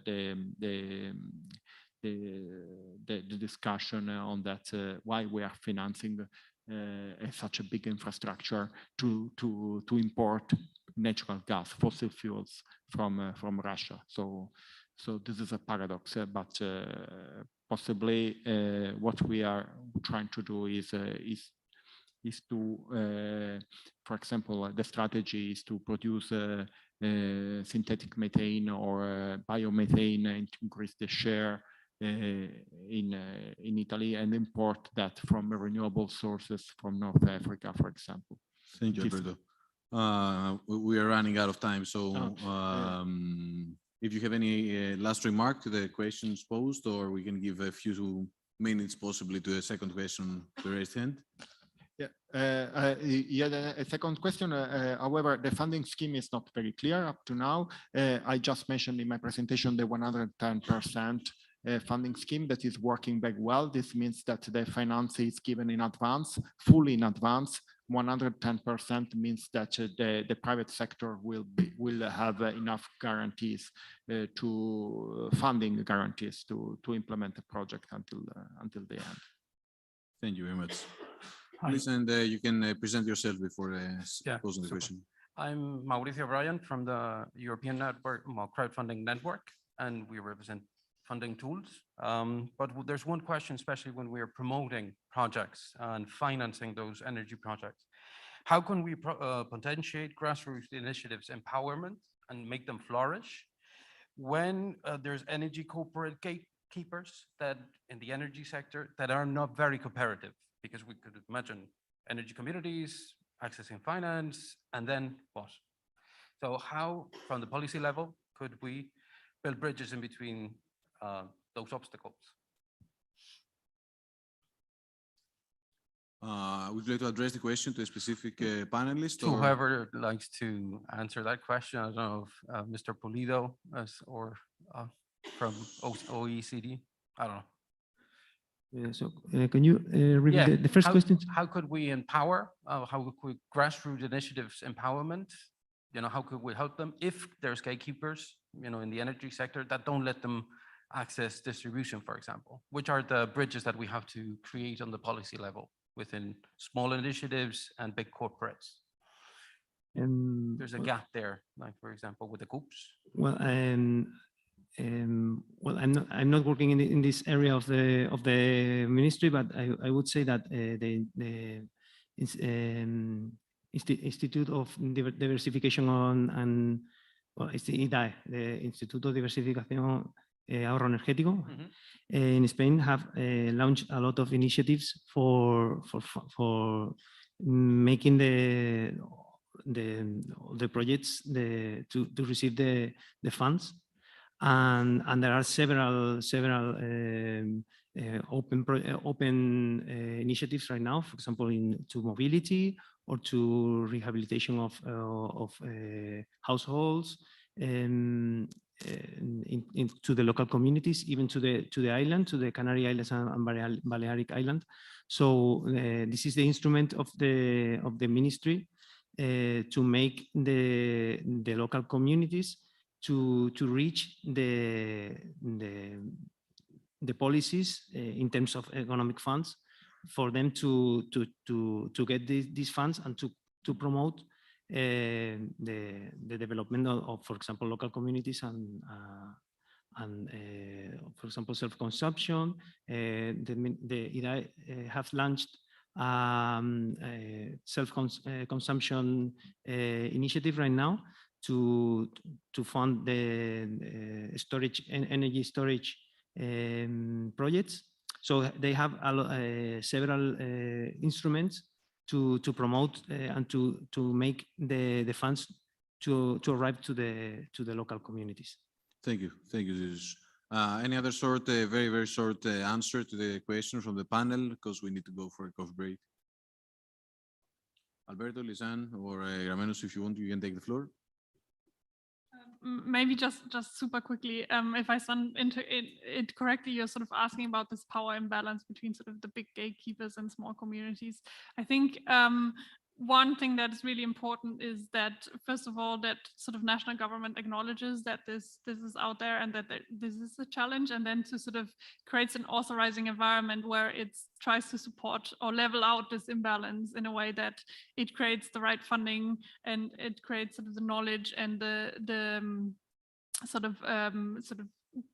provide sort of sources for people to gain knowledge and to understand sort of these systems and how they can get into them, but also sort of in a way to sort of reduce the legal hurdles or regulations in a way. Obviously, I think these are some of the things that come to mind. Excellent, thank you. I don't know if there's any other question from the panel, we need to take a coffee break. Maybe a very short question for 1 minute. I think, Cynthia, it is preferable to give a little space to the audience at the back right side. So yeah, just to say that for the initial questions said by Reem, that also in the frame of the ETU manifesto, that we very much, one of our principles in the ETU manifesto is territorial equity, and very much highlighting the connection between rural and urban areas. So I think that even the ETU in island and rurals, we see very much the interconnection with the bigger population centers like urban areas, also in interlinked, let's say, solutions and projects. Please, your question. Thank you so much. Giulia Conforto from eThink Vienna. My question regards funding the energy transition. So one of the features of the rural communities is that there are small municipalities with limited resources, human resources, knowledge, etc. And the funding space in Europe, both for the private investors and for the public funding programs, is very complicated. There has been a proliferation of instruments. It's not the instrument that is missing, and it's not the funding flow that is missing, but the communities lack these resources to know where to ask for funding, where to apply for programs, what is the right program, what kind of services they could use, or if they look at the private space, which are the banking investing institutions that they could refer to. So what do you think is the right way ahead? Do you see a straightforward path? Are there best practices that you can highlight, or do you think there is a need for more capacity building in this space? Thank you. Thank you. And I would say that, Gramenos can give us his answer on that, and we can close with this question and answer. Very briefly, this is not only a problem for the energy sector, it's a problem that concerns the whole of the transition challenge. I take it from the point of view of an area which is a little bit more complex than Europe, because we take care of the whole of the Mediterranean basin. we realized two things. One is that before you do all these things, you need to seed so-called financial literacy. Because to a certain extent, credit institution can make things simple, but then there is an inherent complexity that cannot be totally overcome. So you need to diffuse it. And this is one of the actions. The other thing is that there is a financing scale problem in the sense that the way it is built today, you have, let's say, and let's call it environmental finance that is polarized between the very small microfinance or the like, and then it becomes convenient, processible for entities to give away financial supports beyond 40 million euros. So, but if we look at the scale of intervention which is needed, not only in energy, but in the whole of sustainability challenge, which is done territory by territory, not only with high-speed trains, this is exactly the scale that we're missing. So we are, as an institution, we are starting to operate to provide these instruments, make them simple enough to be accessible, maybe not to the single farmer, but to the local administrator or to the local bank, which becomes partner and things like that, also in terms of simplicity. It's a long way to go. That is why the instruments we are conceiving are accompanied with a so-called technical assistance, in the sense that when we see a good idea, we also provide funds for it to be developed, not only from a technological point of view, but also from a financial point of view, which is generally beyond the capability of these communities. Thank you very much. And yeah, I think that with this question, that was also very much in line with what the Commission, the European Commission, is trying to do for these cases, and with like the ELENA facility. You know, there you can actually access small island and rural communities, but you need to bundle. So you need to find a way to collaborate with other communities in your area to reach out to these also facilities, having also technical assistance in this case. So I think there are solutions. There is a room. We have tools. We have the vision and the force, let's say, to go forward. Thank you for this first panel discussion, our panelists, and just an applause for the discussion. And I think, Cynthia, we have a coffee break for approximately 10 minutes. Thank you very much.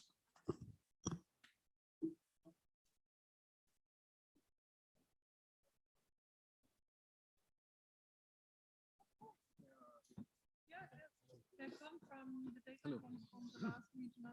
Hi. It's the first thing. I think we talked maybe. Yeah,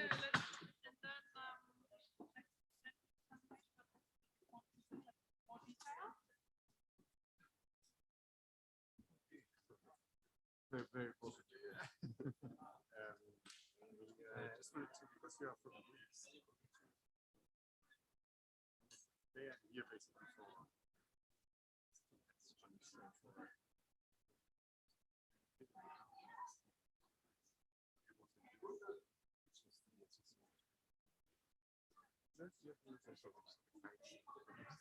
how is this proceeding? So maturation of the yeah, so now the first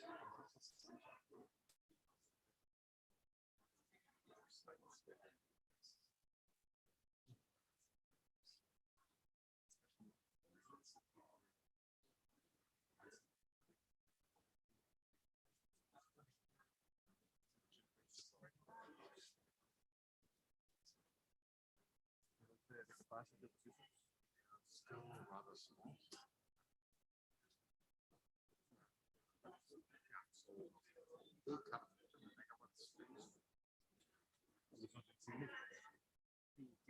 No, it's no. So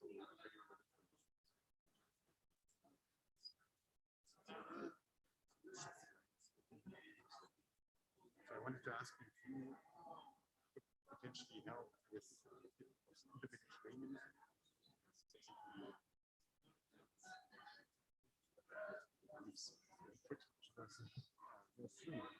Relations that we play, so that's what I was asking.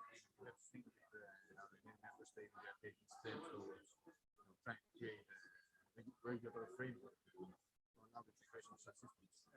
We are working on that.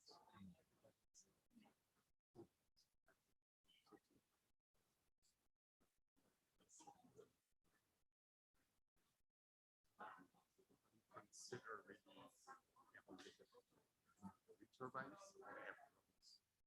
They're kind of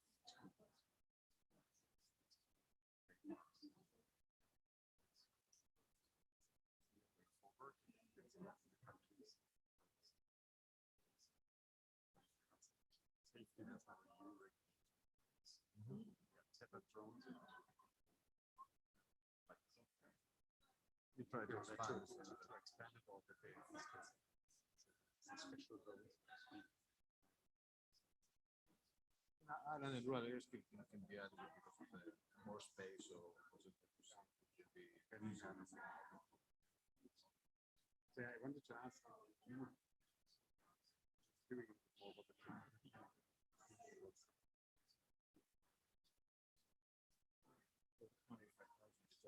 yeah. So I would think that's already get me follow up with the presentation.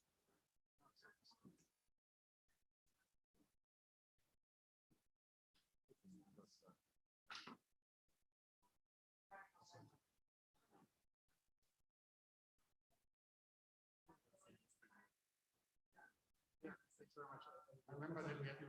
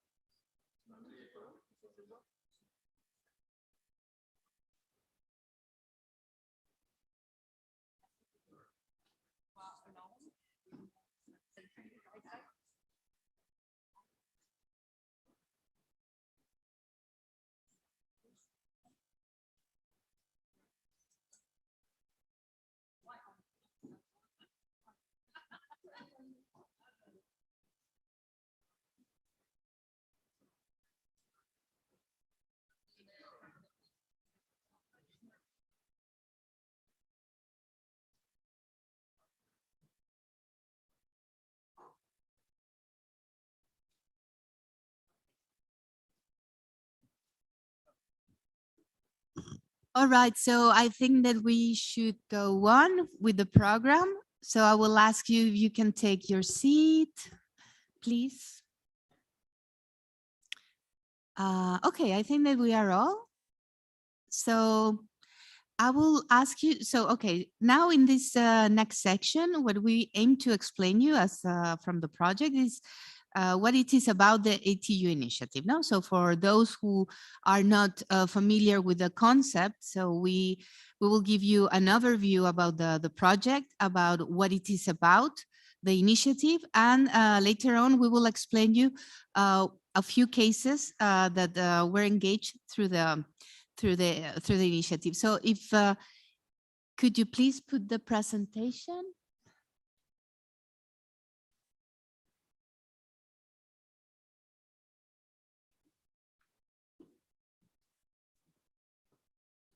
Okay, so as I already present myself, I am a project coordinator at the Euro-Mediterranean Economists Association. We drive the capitalization strategy of the project. So I will go, okay. So first of all, as the first keynote panel highlighted, we have strong challenges, not only for the planning perspective, so in cities, but to understand which are the necessities for the different kind of territories, which are the, for example, in the coastal areas, which are those elements necessary to tackle, but also to think about the different typologies of territories, the densities we have heard from Lisanne, densities, ways of occupation of the territory, land use. These are some variables that we need to put into the table and consider as a background of if any of the concerns related to climate change, adaptation, and mitigation. So the renewable energy community is one of the 8 thematic communities of the Interreg MED program that it is focused on renewable energies. So how the program works, each one of these thematic communities gathers a set of modular projects. Each one of these modular projects have a common denominator, in this case, promotion of renewable energies in the Mediterranean. So in our community, we have from 2016 till 2019, a first stage, these 6 modular projects. Now later, from on the last year, I will say, we have the extension of 3 of these, Local for Green Plus, Prismi Plus, and Compose Plus. So each one of them, from 2016, they develop as normal European project. You know, they have their tools, they have their pilots, and they tested and have some outcomes and methodologies from this period. So as a horizontal project, what we do is to understand which were those outcomes, which was the capacity of replicability of those tools and resources, and then to see how this could be replicable in other territories.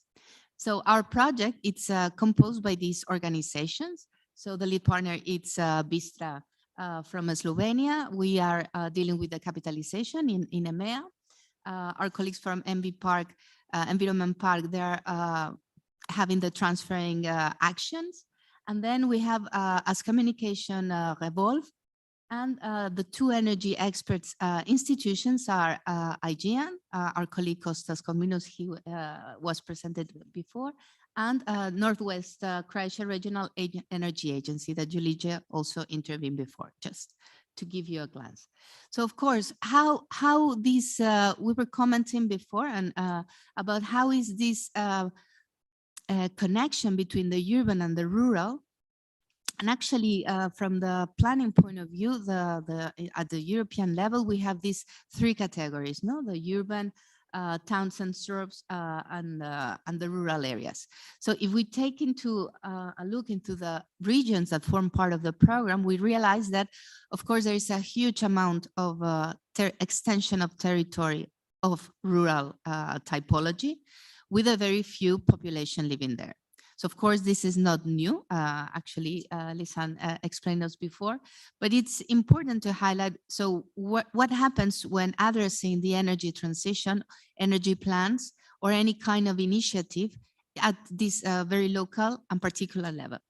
So we addressed a survey back then in 2019 to more or less identify from the local municipalities in rural areas which were their concerns. And they highlighted that some of the needs was how to increase financial support, of course, how to attract investments, and especially the barriers related to bureaucratic hurdles. So if you can see from the municipalities that are already developing their SACAPs or their energy plans, so most of them, more or less, they were ongoing. Another part, they were on the process of developing. So having this base is when we launch the ETU initiative as a platform that aims to not only encourage the knowledge transferring among these projects and territories, but also we were interested to make emphasis and create this manifesto and the principles that this energy transition should follow. Principles is necessary to have to set a common criteria and to follow a common sense. So for us, these principles that we are, actually it's like our flag, it's basically 5. First of all, to understand that we require an holistic and ecological vision, point of view for the climate change response. Also to have a territorial equality, precisely what we were highlighted before. It's necessary to have more equality between territories, even if they are close, and also for those who are more in a bigger distance, but always to have as a main asset the well-being of people, how to increase their well-being and their health environment. Social innovation in terms of how we can address not only economy by itself, but also added value, and how to be inclusive in all these energy actions that we drive. Green economy, of course, because we can have an energy transition, a green transition, but participated or not participated. So we want to highlight it that it's necessary to address not only to avoid the centralized, but a more distributed model energy, but also engage and participate in consensus with a society. And then, of course, the cooperation and commitment. So with these 5 principles, what we did is to go and look for how we can address and how we can connect the policies precisely that all kind of municipalities are facing. No? So now we are talking about dealing with the SACAP, dealing with your Agenda 2030. Now we are having this new budget or new financial funds that we have to think about. So at the local level, normally, sometimes if it is well organized, maybe you have a good projects waiting for you, but if not, then you have to hurry up. So what we aim to do with the ETU is to set a simple, but a way to address properly the use of these resources from these projects into the reality of a municipality. So for that reason, we structure through these 4 pillars. The first one, it's related to the territorial component. So that's the energy planning. And of course, this is related with the land use and how, for example, if it is a deployment of a solar installations or wind, this is very related with this. Then also the energy facilities and the infrastructure. The third pillar, it's the energy community related with the social component. So how we can address properly and to reach first the most vulnerable on society, so that we can have a criteria also to prioritize the actions. And then finally, the organizational component, that it's very necessary, because as we have been hearing, of course, we have all these ideas, all these, but we need to be aligned. We have to be coordinated, and also in a local level. So that's relevant in terms of governance, not only thinking about energy governance from the local authority point of view. No, it's the civil society with in consonance and consistency with the local authorities and society. So with this basis, we launched a call 1 year ago. And we address and target for local entities, could be local authorities or also entities that they were aiming to develop a project. And what we ask them is that they present any of the projects, energy plans, or energy transition projects that they were developing, and that if they were interested to test one of the tools offered by the community. So we have a very nice response, and we have around 19-20 proposals. From there, we select 9 as flagship cases because they have not only they will link directly with the tools that the community was offering, and most of them they also have a different. They cover the different countries. So we have 3 in Spain, 3 in Italy, 2 in Greece, and 1 in Croatia. So each one of them also respond for, in some kinds, their islands, and another one's more in the rural context. And the urban will be more Ragusa, Onda, but still, and Verdovec, but still small municipalities. So what we wanted to focus on the call and then on the exercise of the transferring is precisely on the small municipalities and the villages. So you can see also the density of the population on each one, it's quite different. So even though that they are small, they have a particular territorial characteristics. And then we have also a selection that we call a special cases or assessment group, that we have very, very interesting projects that probably they do not link directly to the tools that the community was having, but that they represent a challenging, because they were mainly a group of municipalities in determinated territories. So one in Bocairen, precisely 4 municipalities that they share a forest area, so they have a biomass plan in there. So the sense of the territory and the logical of the ecosystems do not normally correspond to the administrative limits. So you need to deal, you need to negotiate, and you need to plan among different municipalities. So they have a very interesting plan. Also Los Pedroches, that it's another project, very, very ambitious, but very, I will say, to foresee how to link energy and circular economy. And in the afternoon, our colleague Miguel will explain in more detail, but it has also a bunch of municipalities that they can have an energy model and tackle the manure of the farms and transform into biogas plants. Then Oltrapo Mantovano area and also Vallimare Agrana, they're all in Italy, and they have particular in rural areas also around 21 municipalities, and Vallimare Agrana also in a mountain. So these cases, and the last one, it's Tunisia, that it was actually like a researcher institution working on energy, that they were analyzing different solutions for rural areas. So for this group, what we also highlighted and have a special attention and follow up during the process.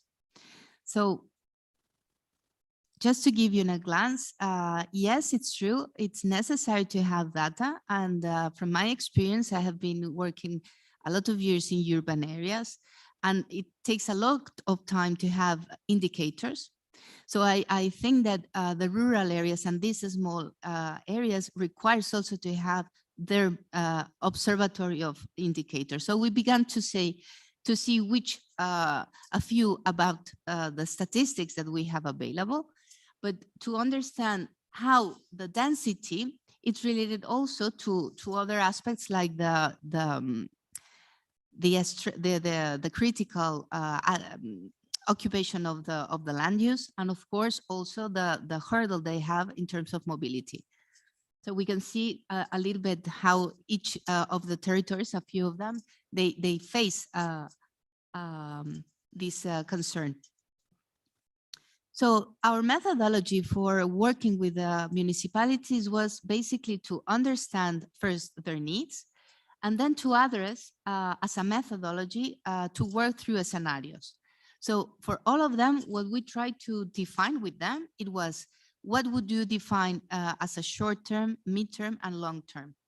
And for those, especially most of them, we address some emission reductions so that we can have a process and also to have a current and effective dialogue with the modular projects. So in that sense, we identify a few of this is, for example, how it is in each one, the energy consumption and the emissions by electrification. So what we also address, it's a system of indicators that can give us for each one of the pillars a sense of how the accomplishment of a sustainable criteria could be achieved.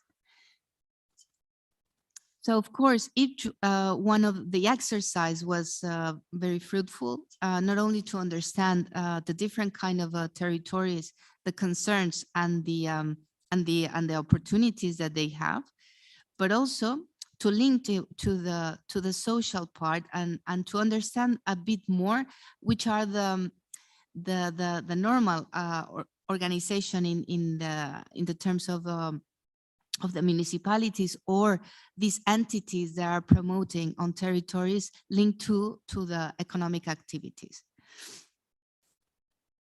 So just to give you an overview, we make this exercise of knowing, okay, so if we replicate, if the aim is to replicate and have as much as possible the extension of the community, so we have more or less this level of replicability by the moment through this exercise of the flagship cases, and then to compare according to the budget that each one of these projects have on the first stage, and potentially how much investment we are capitalizing through this action.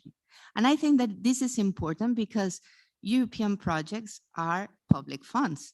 So we have to be responsible at the same time to have a useful outcome. So for us, it's interesting to see that the overall community was around more or less 30.3 million euros on the first stage. And for that, we are more or less capitalizing by the moment 3.7 million euros. That means around 27%, 28% of that budget. And if we engage the ETU signatories that you see all over with the QRs all over the conference, we could potentially achieve a 10.4 million of these capitalized, having a replication of around 75% of the overall thematic community. So I think this is relevant because what it means is that it's not only to addressing and to having the effort of supporting, but also to align and to have the convincement that knowledge transferring can work and can have a good result. So these are some of the outcomes that we have achieved until now. So this is the project in a glance in numbers.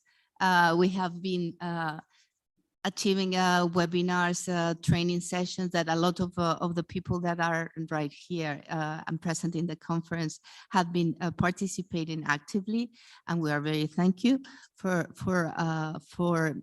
joining and to also commit with the initiative. So we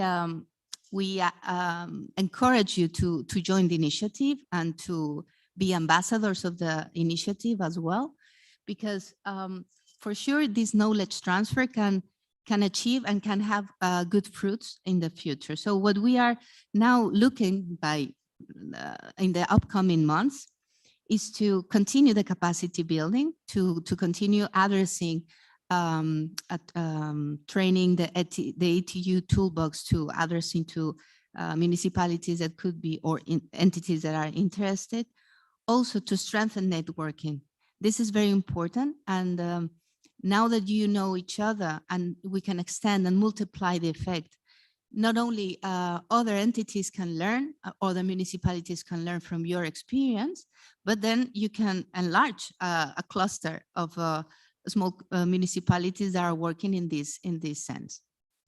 And finally, to flag your ETU principles. And it's a way that in a very simple way, we can flag if our initiative it's driving these principles, and that we join with other ones that are in the same path. So I invite you to follow. And now my colleague Alexia Boulanger will moderate the next session with a few of the flagship cases that we have on board. So thank you.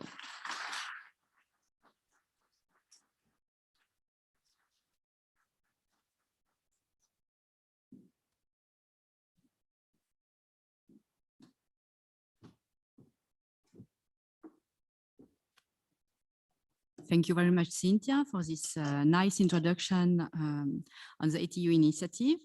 I would like to invite on the stage the speaker of this session. So Bruno, Gregorich, and Antonio, please come and join me.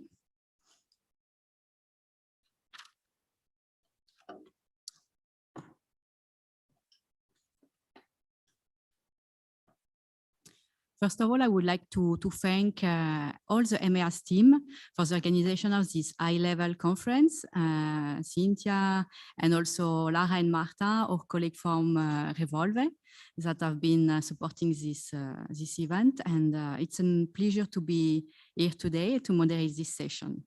So after the introduction of Cynthia, we would like to present you real cases. So who worked on this ETU initiative?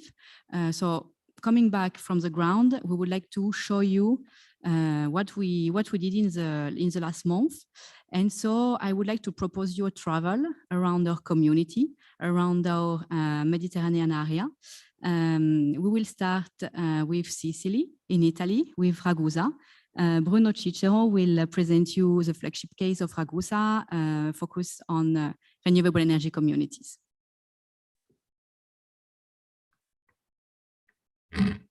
Thanks, Alexia. Let's wait for the presentation on the screen. Thank you. So good morning, everyone. I'm Bruno Cicero. I'm a technical officer at Municipality of Ragusa. And today I'm also speaking on the behalf of Carmelo Licitra, the Energy and Mobility Manager at Comune di Ragusa. They couldn't be here today. Just as a brief introduction, I'm today here to speak about the work we've done with the municipality as a flagship case for the ETU initiative. Ragusa is a municipality in the southeast area of Sicily in Italy. And it is one of the largest municipalities in Italy. Due to this large extension, it covers a largely diversified territory that goes from the coast up to the hill ranges, and it covers also the historic center of Ragusa Ibla, that is one of the this is part of the World Heritage List from UNESCO. So there are a lot of great opportunities for sustainable development projects. In its commitment to the climate adaptation and energy transition, Ragusa has recently approved this Sustainable Energy and Climate Action Plan, the SECAP, in which it defined short, mid, and long-term strategies to improve the overall sustainability of the municipality. Among these strategies, the creation of 10 renewable energy communities was one of the most important. The number of these projects is not 10 anymore, but increased a little bit, also thanks to the interest from citizens and local stakeholders in investing in renewable energy. Among the projects proposed in the CCAP, Ragusa decided to join the ETU initiative with the case of San Giacomo. This is a very small rural village that counts less than 500 inhabitants, and it is part of the municipality. And it is about 15 kilometers away from the main urban areas of Ragusa. It was chosen because, as said also in one of the previous presentation, rural areas have very objective resilience that made them suitable for energy transition projects. Also, being a small center, there's already a strong sense of belonging to the community, and this is also good for collective energy production models, because there's already a collaboration between the community. So from a preliminary estimation, we decided to start with a project that consists of a 20 kilowatt peak photovoltaic system owned by the municipality, installed on the public school building of the village. That is one of the very few public buildings in the area, probably the only one together with the church. The production of the PV plant would be distributed between the school building in self-consumption and around, from a preliminary estimation, around 10 residential buildings and private businesses in the area. So the municipality already launched a call for potential members, and it received a very positive feedback with a very large group of citizens interested to join the community. This is the school building with a very large roof to accommodate the PV plant. The objectives cover financial, social, and environmental aspects. In fact, they aim at the smarter management of energy, also to face the problem of lacking data that we are facing whenever we are starting a new project and planning projects, especially at the urban scale. So probably having more data about consumption and production would make things easier. Also, we are aiming at increasing the education about energy consumption and awareness of energy consumption, especially among the younger generation, to improve the sense of belonging to the community. Also, the aim is to convert the school building in the village, because, as I said, it's one of the very few public buildings in the village, in a sort of a civic and energy center of the community. We also aim at the reduction of energy poverty and sustainable rural development. There are also opportunities for the creation of a local energy in the company or any other energy-related business related to renewable energy sources. This is a good opportunity also to improve the technical knowledge of the community and the municipality, and also to support the development of private and public electromobility. That is a strategy already included in the CCAP. So we joined the ETU initiative. We decided to take advantage of tools proposed by the initiative. Some of them apply to the entire municipality of Ragusa at a larger scale. In particular, Local for Green Plus and Prismi Plus. Some others limited to the San Giacomo area for the small village, such as Pegasus, Stores, Compose. We also joined the crowdfunding coaching sessions. This was very useful to explore new non-conventional funding methods for renewable energy communities. In parallel with the ETU initiative, Municipality of Ragusa is carrying out also other activities for the promotion and development of renewable energy communities, also for the development of other specific projects.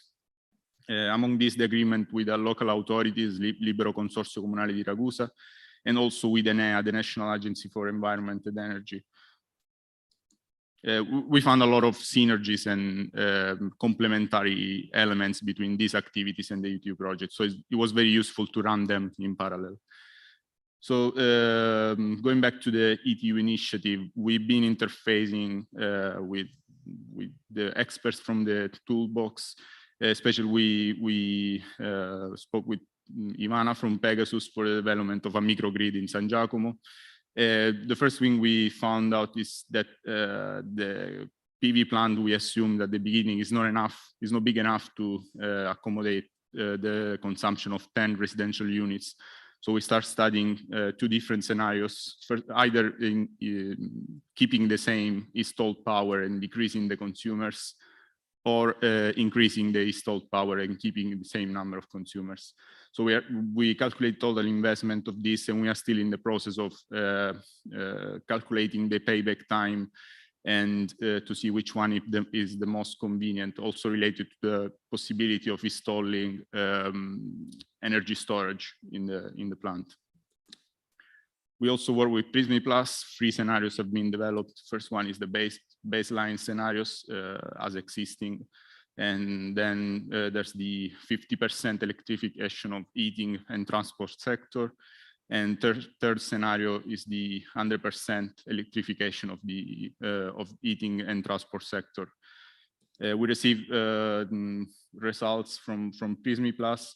It was good to see that other than environmental benefit coming from the full electrification, we got also social improvement due to the increase of job position related to renewable energy sources in our areas, specifically related to PV plant, as there's not much wind turbines in the area. We also received from Local for Green Plus a list of green policies previously applied by other municipalities in Europe. And we are still selecting among these which one can be useful and suitable for municipality of Ragusa. We also experimented and explored new different financing methods. Also, some of them apply to real case scenarios developed by the municipality. So starting from the more traditional one, so the direct financing by the municipality. Then we explored the crowdfunding thanks to the coaching sessions through which we developed a detailed crowdfunding campaign. We were about to start and implement it in a real case project, but then we were stopped by the municipality. So this is still on hold, but we're aiming at a start again and implement it. Then we have a case where the renewable energy community is financed directly by the members. And this is the case of Ragusa Ibla, where the historic center where the population cannot install PV plants on their rooftop due to local heritage and landscape constraints. So the municipality assigned portions of municipal buildings to allow them to benefit from REC advantages. And then we got third-party financing where the renewable energy community is financed by energy service companies. And this is a good opportunity for private and public partnership. These are just two snapshots of the crowdfunding campaign that probably would be explored more in detail this evening. So just to show how detailed we went during our sessions. Thank you very much.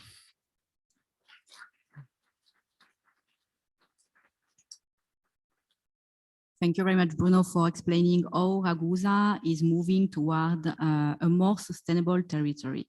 It is a wide project, so we hope that your experience within the ETU initiative has been positive. And I would like to continue with the other presentation, and after I will ask all of you a short comment about your experience within the ETU initiative. So to not lose time, I will go now in Spain with Antonio Lecha from Onda. Antonio is the head of the climate change office of the municipality of Onda, and he will present us a flagship case of Onda. Thanks, Alexa. Good morning. Thanks again to the organizers, and of course for inviting us to participate in the conference and for letting us to show to you and share with you some information about our project. We have been working during this, as Alexa says, some months ago. I will give you some introduction. I will want to give you some pictures about our village, our city, in order to put in context why we have to quite committed with the climate change, because Onda is an industrialized municipality, so we have to take care of our nature. And I will give you in the beginning some features about the village. Onda is located in the interior of the province of Castellón, in the north of Valencian community. We are in land quite close to the coast, just about 20 kilometers. And our municipal district is one of the biggest, the largest municipality in the province. More than 100 square kilometers is the extent of the extension of the land. Currently, the population is almost 25,000 inhabitants, and the population of the city is around 230 inhabitants per square kilometers. The City Council of Onda and the local government has very committed with the climate change, and it's because they created some years ago a new office, Climate Change Office and Rebuilding, where I'm in charge, and we started to work to develop and to manage different projects in different sectors, all related with the energy efficiency, rotation of buildings, transport and mobility, and of course, all related with the CO2 emissions. And I said, we have a grid section in our land, so we have a variety of offer to offer to the visitors. People who come to our city can go trekking through the mountain, because Onda is between the mountain range called Serra Espadán and the Plana Plain. So they can go trekking, as I said. They go to sail with kayak in the Sijar Dam as well. And of course, they could enjoy visiting our old town. We have a very nice, beautiful old town with narrow streets, and in the top of the old town we have the ancient Muslim castle, so-called the 300 Towers Castle. And we have as well some museums to offer to the tourism. One is related with the natures, it's private museum, Natural Science Museum, where you can see all the weird and strange species of animals. And the public museum, ceramics museums, where we take care of the different ecological remains that we get from the different rehabilitations, not only by public rehabilitation, but also public private rehabilitations. As I said, the extension of the land is very large. So we have more than the 10% of the area is designated to industrial sector. I mean, more than 11 million square meters are designated for the industries. So it gives an idea that the potential that exists in the sector for the implementation of photovoltaic parks on the roofs of the buildings of these industries. I wanted to remember that Onda, with Alcora is in the top of the slide and Villarreal is on the right, make up the so-called triangle of ceramics with the three cities. The extension of the industry is huge, and over there are located the most important and the biggest companies related to the industry of the tiles. So it means that, of course, Onda is a municipality in the province with a high energy demand due to a strong industrial sector, which accounts for almost 70% of the total energy produced in the province. Here in the square, in the red rectangle, you can see the largest photovoltaic farm in Europe. It's a private company of tiles. I think it's well known. They are the owner of the Villarreal Football Club. And they are producing in this moment more than 13 megawatts with 40,000 PV panels on the roof of the warehouses that you can see in the slide. Onda started with the project, focusing in the project. Onda started with the the climate change, signing the agreement of Covenant of Mayors in 2010, but the project was given up, and new local government decided to continue with the project. So then, in 2020, was signed a new agreement of the Covenant of Mayors, and the new timeframe lasts to 2013 with new measures and with new commitments that will be fulfilled. Reducing, of course, CO2 emissions, improve and increase the use of renewable energies, and try to get or to make our city more resilient by adapting of the impacts of the climate change. At this moment, working together with the technician of the project ETU, we have drafted the inventory of emission CO2 and the risk and vulnerability assessments, and even the SICAP, just a few measures left to add it. We will do when we finish these conferences, because next week and next month we want to upload the SICAP to the Covenant of Mayors webpage.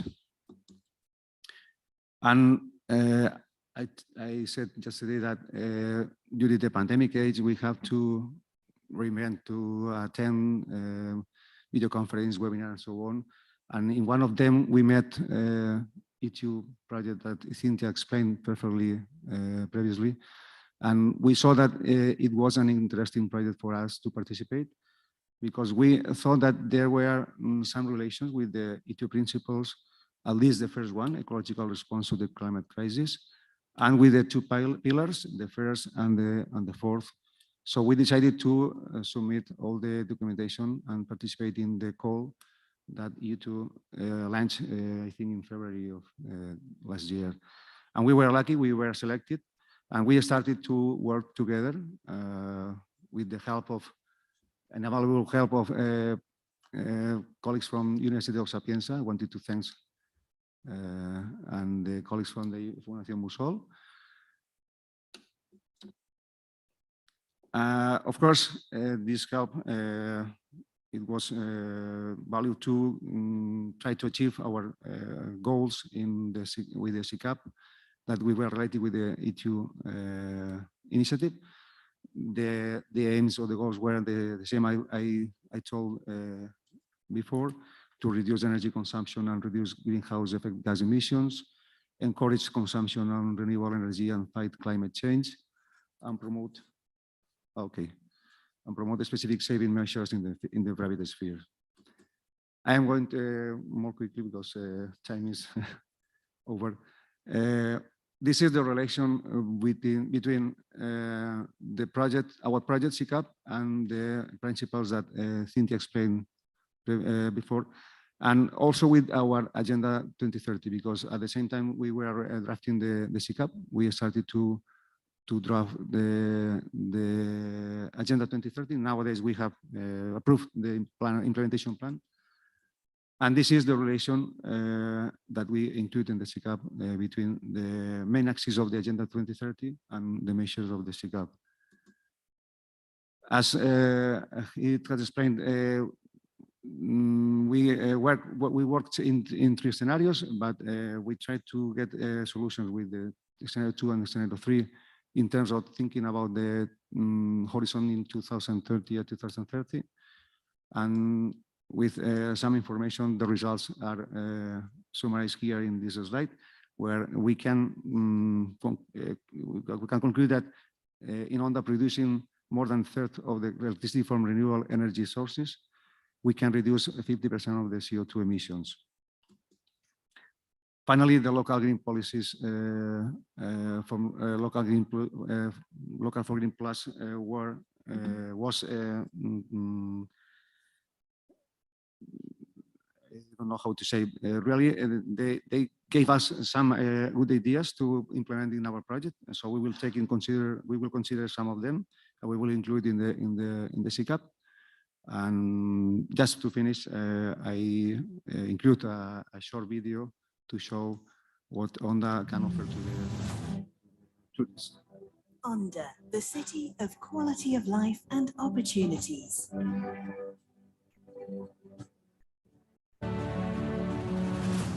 A city with more than 300 sunny days a year, beside the sea and natural parks. With unique traditions, an ancient history, and a heritage declared an asset of cultural interest. A city to live in with your family. A place to grow and progress due to its excellent facilities, services, and surroundings. Active and versatile, committed to sports and the well-being of individuals. A sustainable and modern city committed to the environment. Safe and welcoming, always willing to engage with you. All this and much more in Onda Logistic, Mediterranean Business Park. And that's all. Thank you for your attention.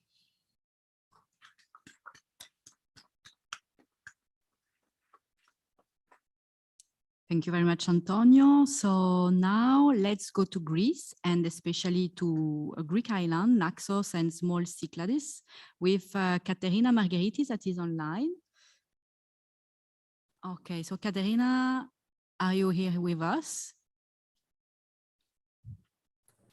Yes, of course, I am with you. Good afternoon to everybody. Good morning. We cannot see you. Now, it's better. Okay, no, that's perfect. So you can share your screen and show your presentation, please.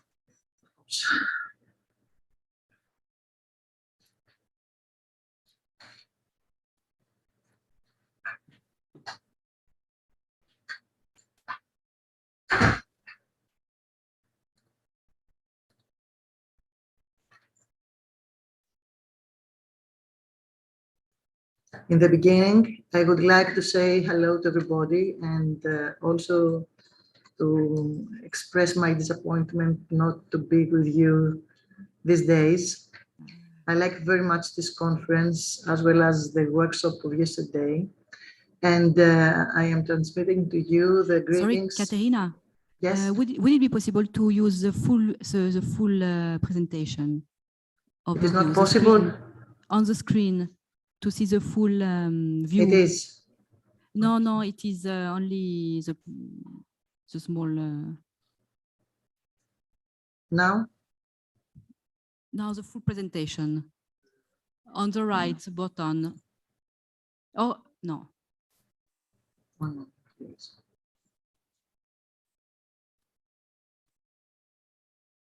On the bottom, close to the zoom, you can put the full screen.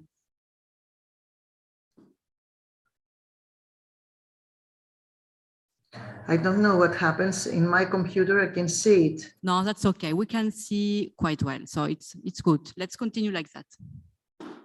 Let's continue like that. Yeah, that's okay. Don't worry. I don't know. I don't believe you can see it, but because as I can see, you cannot see the change of the pages. Perhaps I should connect again. You have to press F5 on the keyboard. Now. Yeah. Okay, that's perfect. Thank you very much. Now? Yeah. No. It is okay. Okay. Thank you very much, Katerina. As I told you, I would like to transmit the greetings of our mayor, Mr. Dimitris Lianos, and his wishes for success to our conference and the workshop of yesterday, and present to you a little my small island, Naxos, and our municipality. Naxos is an island at the heart of the Aegean Sea, and our municipality, Naxos and the small Cyclades Islands, consist of 5 islands. Naxos, which is the largest one, and the 4 smaller, Donoussa, Koufonisi, Iraklia, and Skinoussa. Our municipality, as an ETU flagship case, aims to work towards reducing the environmental impacts of the energy use of Naxos buildings. Naxos Island holds a significant building stock which needs energy upgrading. The objective of the project is to investigate the feasibility of the realization of the energy upgrading starting from municipal buildings. More specifically, with ETU, we examined different scenarios at 2 local schools installing mainly photovoltaic units for energy production and batteries as storage system. The project of Naxos is aligned with the principles of ETU. The municipality responds ecologically to the challenges of the climate change, aiming to increase self-sufficiency of its buildings. Also, as through ETU, we examined the case of 2 schools in a village located at the center of the island, territorial equality is achieved and a decentralization strategy is applied. Also, the final purpose of the creation of an energy community by itself is an action of social innovation.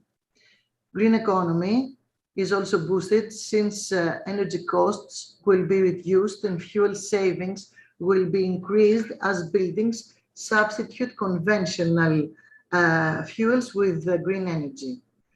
Finally, for the implementation of the project, the cooperation between municipality and school community is mandatory and self-evident, and it will be meaningless without the commitment of the municipality to promote the clean energy transition and ensure further application of the ETU's experience in the island.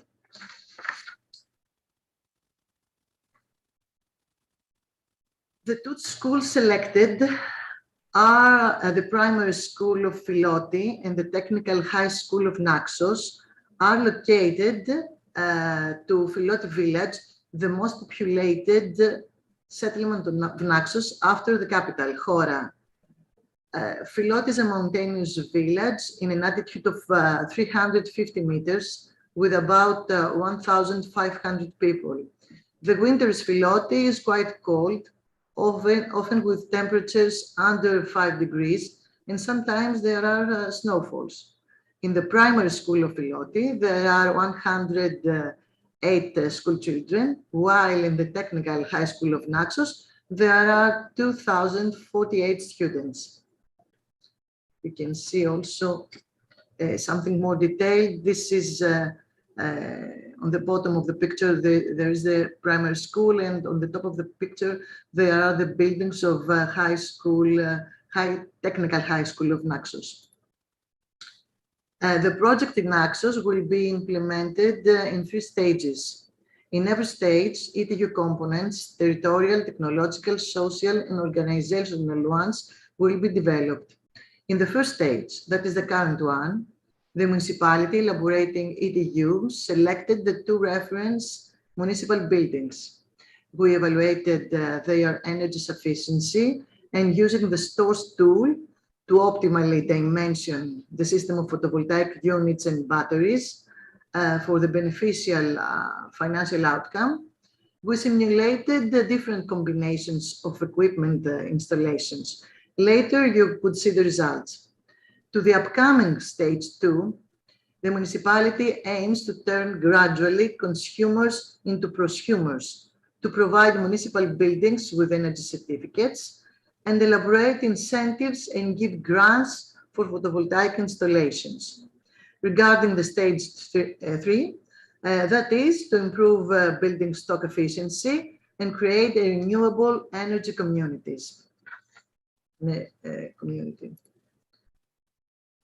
The scenarios elaborated were 4. The first scenario is to install photovoltaic panels to produce green electricity to the buildings while the green energy surplus will be curtailed. This is a low capital intervention as a response to the environmental impact of buildings under study. In the second scenario, there is a combination of a photovoltaic panel and an energy storage system in order to store the surplus of the produced green electricity. This way, the requested self-sufficiency of the buildings is increased, but the investment has a higher cost. The final decision will be taken depending on the energy demand of the building. In the third scenario, an electric vehicle charger is added to the technical elements of the second scenario. And last but not least, the fourth scenario introduces a heat pump to complete the intervention, covering electricity, heating, cooling, and mobility needs. The elaboration of STORE's tool gave us financial and technical results. For the Technical High School of Naxos, all 4 different scenarios are acceptable, although they give different results regarding the profitability, the level of energy production, and self-sufficiency. With the help of STORE's tool as well, we have financial and technical results of the primary school of Filoti. Since it is a smaller school than the Technical High School of Naxos, the 4 different scenarios give different results, and eventually the second one is not acceptable due to reasons of low demand. As a conclusion, we could say that the feasibility of the coexisting system of photovoltaics and batteries depends heavily on the energy load. The energy demand can be increased by adding equipment such as electric vehicle chargers or heat pumps and turn unprofitable installations to profitable ones. It is important to notice also that the energy profile of a building also plays a key role in the assessment of the production and storage system, meaning that in the case of residential buildings, we could expect different results. And finally, ETU initiative proved a practical asset to boost the local energy transition plan by supporting Naxos during the initiation of our strategy for the energy upgrade of the building stock of our island. Thank you so much for your attention. Thank you very much, Katerina.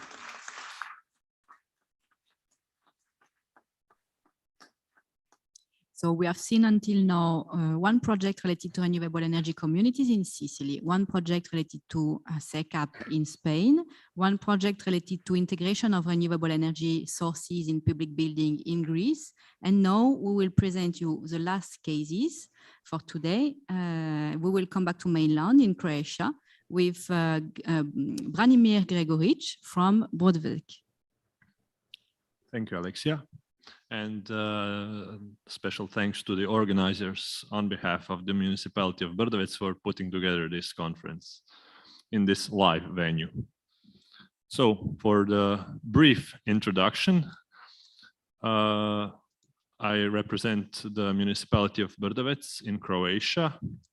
I've placed a map here so that you can locate us. We are very near our capital city of Zagreb. On the border with Slovenia. Our area is 37 square kilometers and population 11,000. And we are somewhere between a rural and an urban area. By the ETU classification, we are urban, but basically we have the best of both worlds.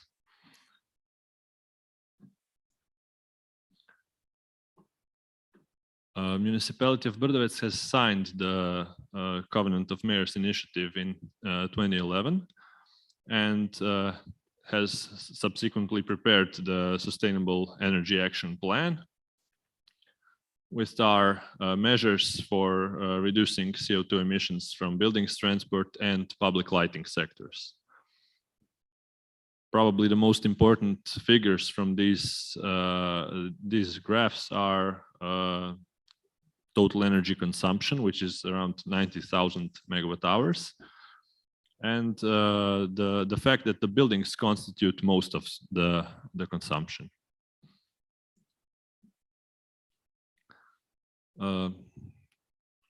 Because the SAP is officially finished, we have started to go for the next level for the SECAP. We're not as advanced as Ragusa or Onda. They have already completed their documents. We are in the process of making one, and currently collecting data for the production of the document. Our flagship case in the ETU initiative, which we are very grateful to have, has been included and has used two tools from the ETU toolbox, the Prismi Plus and the Local for Green Plus.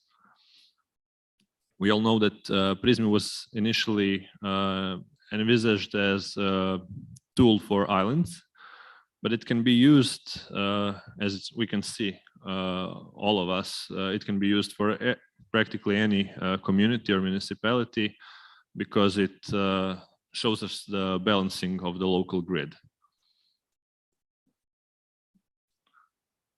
We have established 3 scenarios as well as other flagship cases: business as usual, gradual transition, and fast energy transition.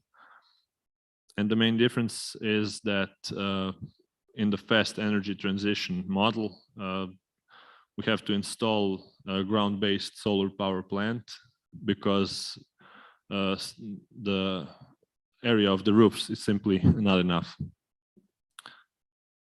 And the Local for Green Plus has proposed also a reduction, a fiscal policy, which will enable further savings. So here are the results of the programs. We have been able to gain some figures here. We're going to use them very well. The scenario until 2030 includes reduction in CO2 emissions. It varies depending on how fast the energy transition is going. And the Local for Green Plus also enables us to reduce our CO2 emissions. This is the same for 2050. And as you can see, probably the import of energy, which is right now about 100%, will be significantly diminished to about 50%.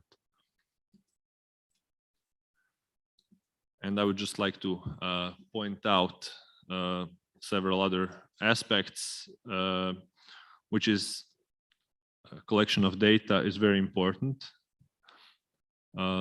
We need very, very structured data to fill these models in and to use them in the exact fashion.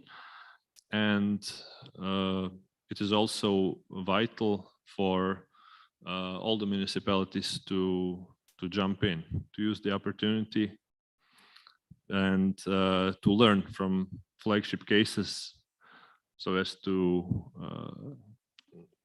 go on a path of energy transition. Thank you.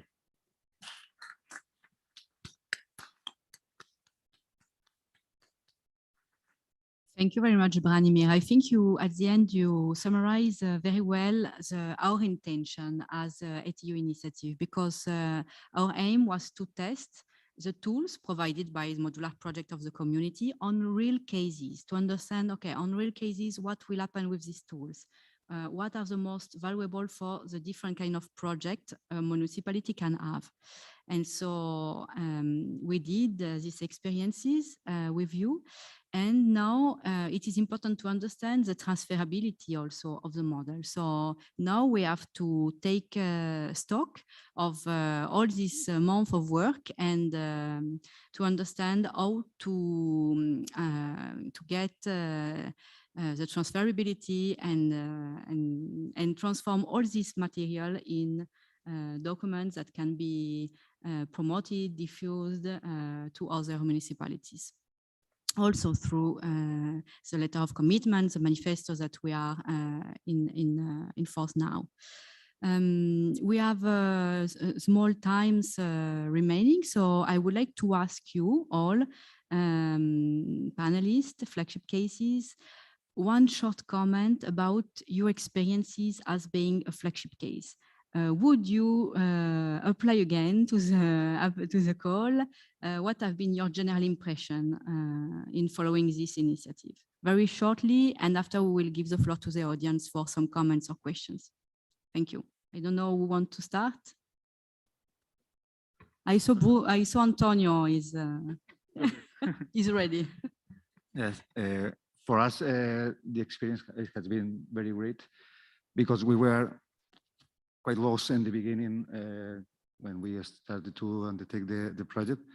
And as I agree with Brahimir in terms of the difficulty, the structure of the information, the data collection, to identify all the buildings, all the in our case the transport fleet, and to get the information about the different companies, supply companies.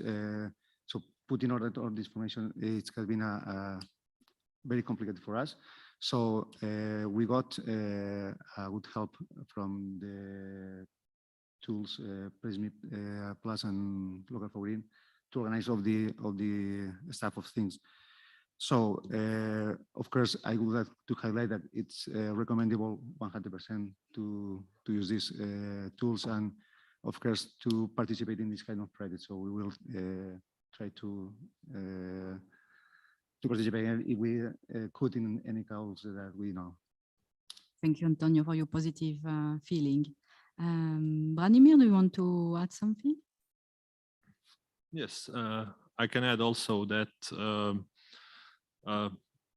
our experience has also been very positive, and local acquirement of the toolbox is necessary for success, because you need for all of the municipalities and the agencies that are running them to understand why they are using the tools and what is the final objective. That's basically the goal, because once they've acquired the tools, they can change the inputs as conditions change. So, for example, we have in Brdovec, we just started testing the possibility of geothermal energy, and if it really happens to be there, this potential would change our entire table. So also demographic change, more population means more expenditure, more needs. So basically local communities need to have access to the tools even after the projects are over. They need to be acquainted to the tools and use them on a daily basis. Yes, that's true. Now you have the instruction, you have a model, and so you should be able to continue using the tool with the changes that will happen in your territory. That's true. But that's true that you mentioned that it is important to understand the objective and what the tool will give you, will provide you, so that you will be able to understand, okay, I need that tool, yes or not, so that I will collect the data, because for some of the tool, a lot of data are needed and it is a huge work. So yeah, it is important to understand well the finality of the tools and the data needed. Bruno, do you want to tell us something about your experience? Yeah, I just wanted to highlight the interdisciplinary nature of the initiative that I think is something very important, is one of the key points of the ETU initiative. We had the opportunity to interact with researchers, energy experts, economic experts, so people that help us with the regulations and regulatory frame. So it was very important because sometimes in municipalities it's not possible to have internally all this range of knowledge and resources. So it was very good to take a bit of everything from everyone. So that was the really good thing of this initiative. Thank you, Bruno. It's good to know that this ecosystemic vision has been appreciated. And I think also that it is important, very important. We cannot be focused only on a small part. We have to take into account other aspects of the territories, territorial planning, and facilities, social aspects. So it is important, yes, to have interdisciplinary tool, as you mentioned. For the comment from the Greek flagship case, we can ask our colleague Manos from Agea Energy Agency. He is from the audience, but he will talk from the public. Manos, the floor is yours. Yes, thank you, Alexia. So we work closely with Naxos, and I would like to highlight regarding our experience. First, the principles of ETU that were proven really useful during the planning stage, so the former stage, which is the most important. And in addition, we believe that we give added value to the social acceptance of these principles. Regarding the ETU, we used the storage tool, as Katerina demonstrated before. So it gave us insightful conclusions for our energy transition plan towards the decentralization energy system. Not only for a penetration of PV and storage, but to provide a complete solution, including cooling, heating, and transportation, and of course, electricity. I don't know if Katerina wants to make another comment on this, but this is for me. Thank you. Okay, thank you very much, Manos. Now we have some minutes left, so we can take a moment to have an interaction with the audience. I don't know if you have comments or questions related to the ETU initiative, the flagship cases. As we have a very high-level expert, it would be very interesting for us also to receive your comment about the initiative. Lisanne? Thank you.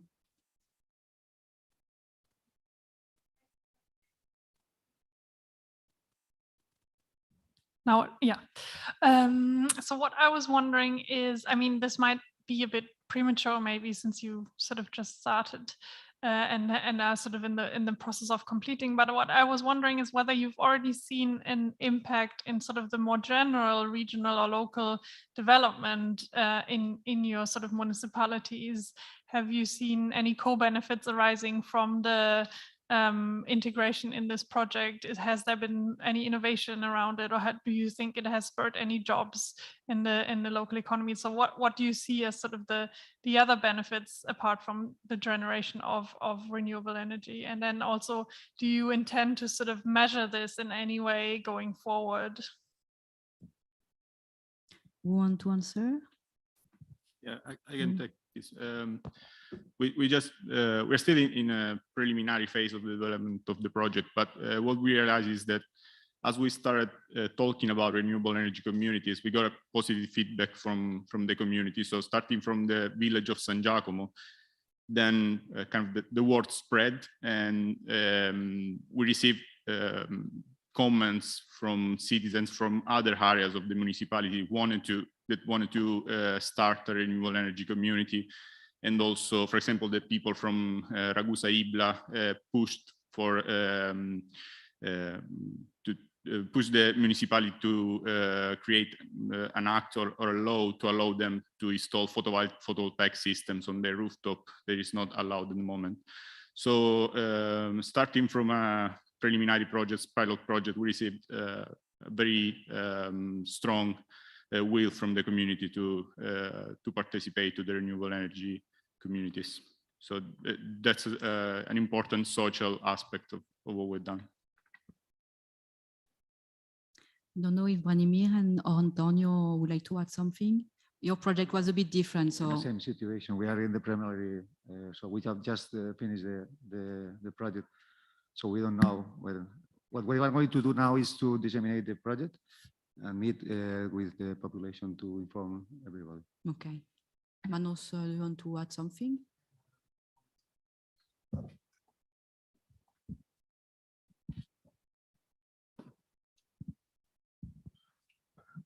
Yeah. So very interesting question. Regarding Naxos, I think it's very relying with the pillar, with the principle of green economy. So in the case of Naxos, we will have a low cost of energy converting consumers to prosumers, because we provide a complete solutions, coupling usage, and consumers will be less dependable on the grid, on the electricity grid. So they can have also the potential to exchange and earn money from their own production. So that's it. Thank you, Manos. Thank you for the question. Don't know if there are any other comments or questions from the audience. No, I don't see anybody. So I would like to thank the panelists. Thank you a lot. And to close the session and to give the floor to my colleague Cynthia from EMEA for the following session.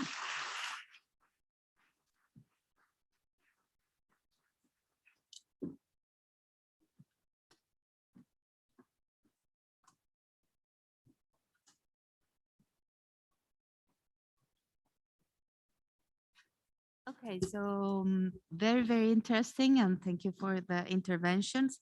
So now we will go through the next expert panel. We have Beatriz Camacho Avila from EAT Climate Kick.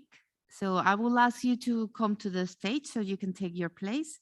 Jordi Pascual as researcher from Interreg, Nuri Palmada from Som Energia, she will join online, and Mauricio O'Brien from the Regional Development Manager of the European Crowdfunding Network.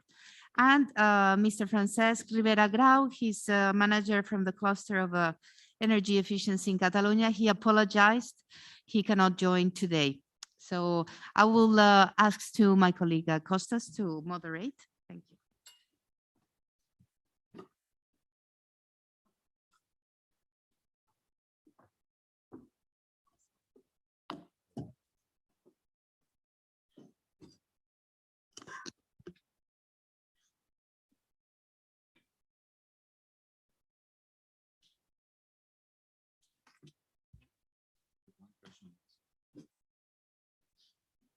Online is Nuri.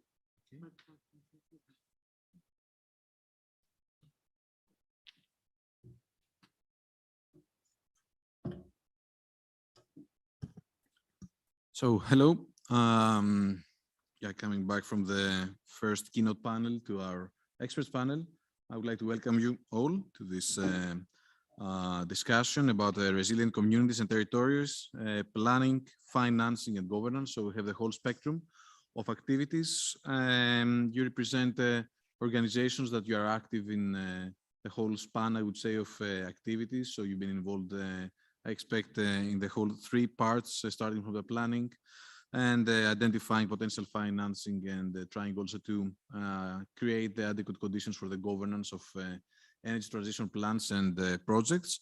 So in this frame, I would like to give you the floor and give us your experience from actual cases of energy plans that have been gone through the implementation phase, or that you have actually found solutions and proposals for the financing and governance plans or respective projects. So with that, I would like to start with Beatriz Camacho Avila, Ecosystem Manager at the Regional Innovation Scheme at the EIT Climate Kick. So Beatriz, the floor is yours.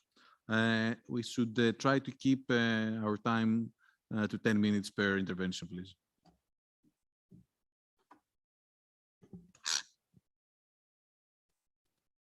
Good morning, Good morning, everyone. Thank you for the invitation of being here. For me, it's a pleasure.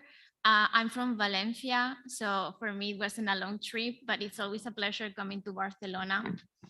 And since our time is limited, I'm going to start with the presentation, and I'm going to start explaining what is EIT Climate Kick, because I think it's very important to know where does the funding come from, and why we are implementing these projects in Southern, Central, and Eastern Europe. So back in 2010, the European Institute of Innovation and Technology, the EIT was created in 2008, but in 2010, it created the knowledge and innovation communities. And the goal, we are part of Horizon Europe now, and our goal is to boost Europe's innovation capabilities. So as I said, the EIT created 8 communities. I belong to the one focused on climate. And the idea behind this idea is that innovation only flourishes when the right people are brought together to share expertise, something that is not new for you.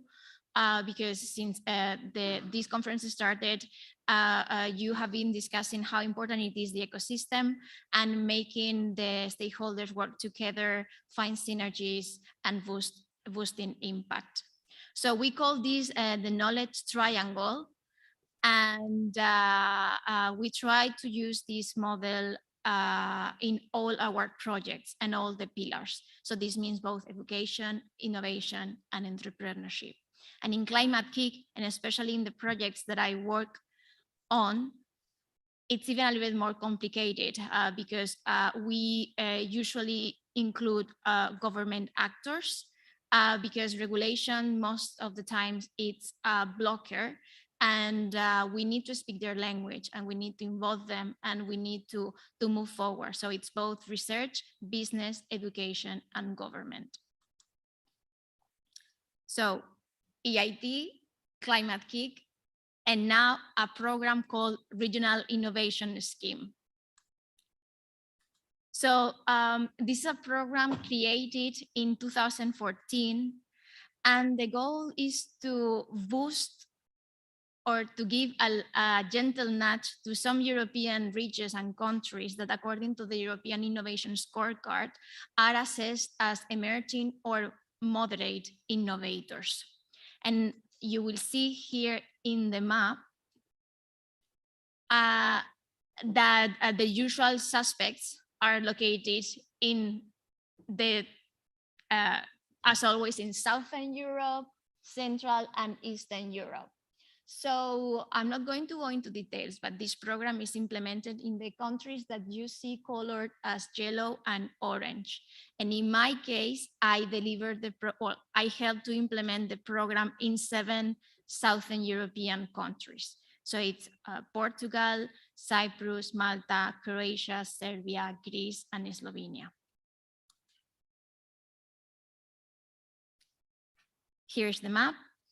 And we started in Climate Kick implementing in 2016 with some pilots in 2015 too. But now we are working in 13 countries, which is a unique opportunity to find synergies and create or share efforts towards the same goals. So I wanted to show you very quickly some of the milestones because again, we work using education, innovation, entrepreneurship. And right now we are a community of 64 partners. This is all the hubs because today I'm going to talk about what we call a hub and how we intervene in these countries, because it's very specific and it's always related to develop the ecosystem and breaking silos. So we use our hubs and its entry points. And you can see here a map showing not just Climate Kick hubs, but from the 8 communities all over Europe. Right now, I think the number is close to 80 hubs. And Climate Kick, we have 13. And this is our model. Again, working with different actors together, it's a must for us. So we don't work with unique organizations. We try to work with consortia, and the ideal model is having a representative or at least one representative from business, public sector, education, research, and the nonprofit sector. And after 10 years of working at Climate Kick, what we try to do is a transformational approach. So again, breaking silos using a portfolio approach or mission-led, and using all our pillars to work to achieve a holistic development. I'm going to use the example of Croatia, but again, we are working in 13 countries. Why Croatia? Because they were the ones that invited me to this conference. So it was a very easy choice. These are the current 3 hub members. So Regea, and one of the organizers of this conference, and it's an energy, regional energy agency. Terra Hub, it's non-profit, and the University of Zagreb. So together, they develop a portfolio and then implement projects for us in the country. In terms of, in terms of investment, since 2008, this is what Climate Kick has invested in the country. And very quickly, I wanted to show you 2 examples that are connected to the energy transition, because our risk portfolio works on different topics, since blue economy, circular economy, energy transition. But this is a very important pillar in Croatia. And back in 2020 with COVID-19, we have a special call, and it was a 60 million call. Only 11 projects were chosen, and one of them was solar for it's 1,000 solar roof. Okay, I don't have the notes here in the presentation, but you can Google. And it was, I really love this project. I was not the project lead, but it connected both helping Croatia after the earthquake that happened, I think it's before COVID-19, creating jobs after the consequences of the pandemic in the country, and also boosting solar panels in urban areas. So again, my emphasis here is that we always try to tackle different challenges and put the different actors together. And maybe the results is not as efficient as if you could work only in one of these areas. But if you do it together, the result in the long term is better, in our opinion. Here's some results, because they achieved to engage citizens, and this was a really good option. And another project that I also think is very important, and I promise 30 seconds, is this is a 2-year project with the mission of transforming the traditional regional energy agencies into climate agencies. So they started with 3 pilots in Cyprus, Croatia, and Italy. And the 6 steps are on the slide, so I will not read it. If anyone is interested, I will be around the whole day so we can discuss. But again, the long term in mind and changing the system, not just some of the elements to achieve the transition into net zero. Yeah, stop here. Perfect.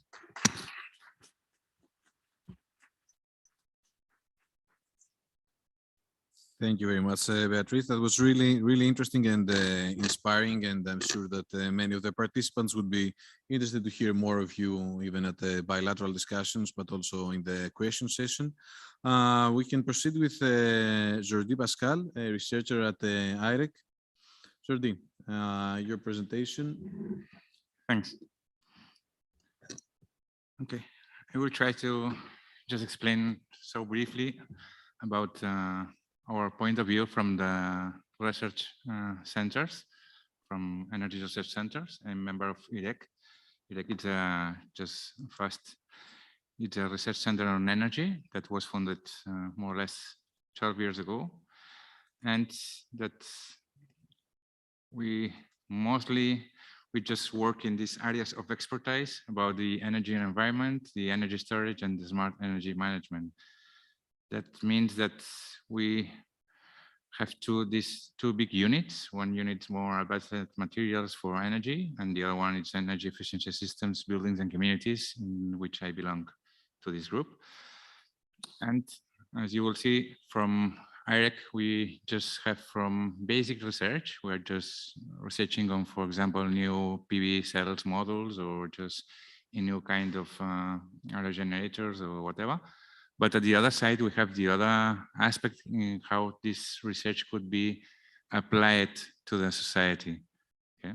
Which, in my point of view, it's more relevant, probably.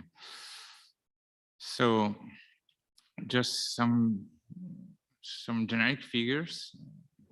I hope, yeah, okay, you see it better than mine. But here you have the two main graphs that just moves to here today.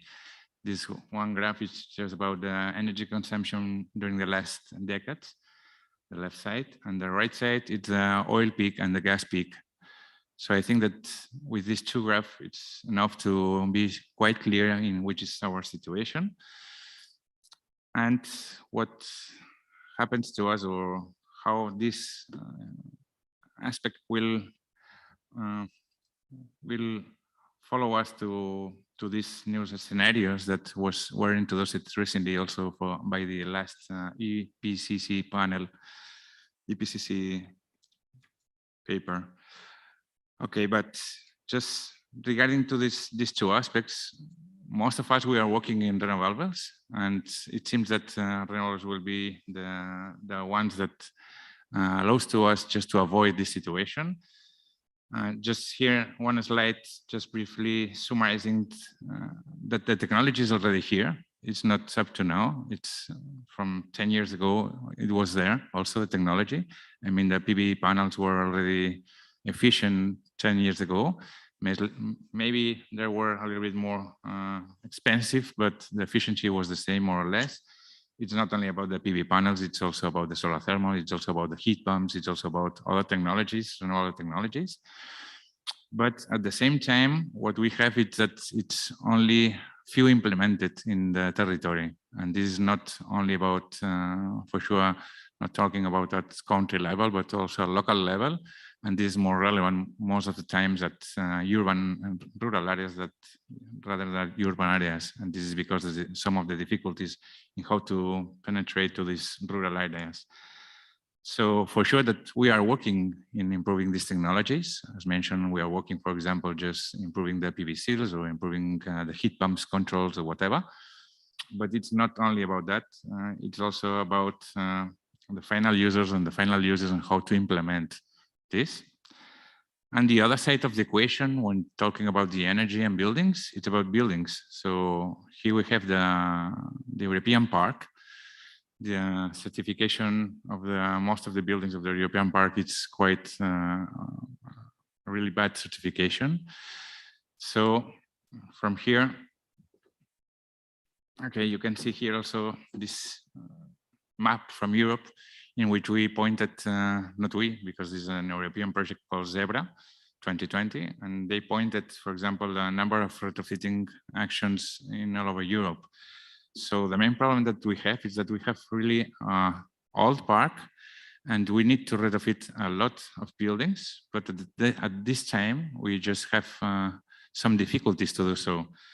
And again, from the more research point of view, we are working in that, not directly just retrofitting buildings, but just trying to develop new technologies that will ease the buildings retrofit, like, for example, double skin facades, smart double skin facades, just integrating some elements to retrofit the buildings faster, cheaper, and more efficiently.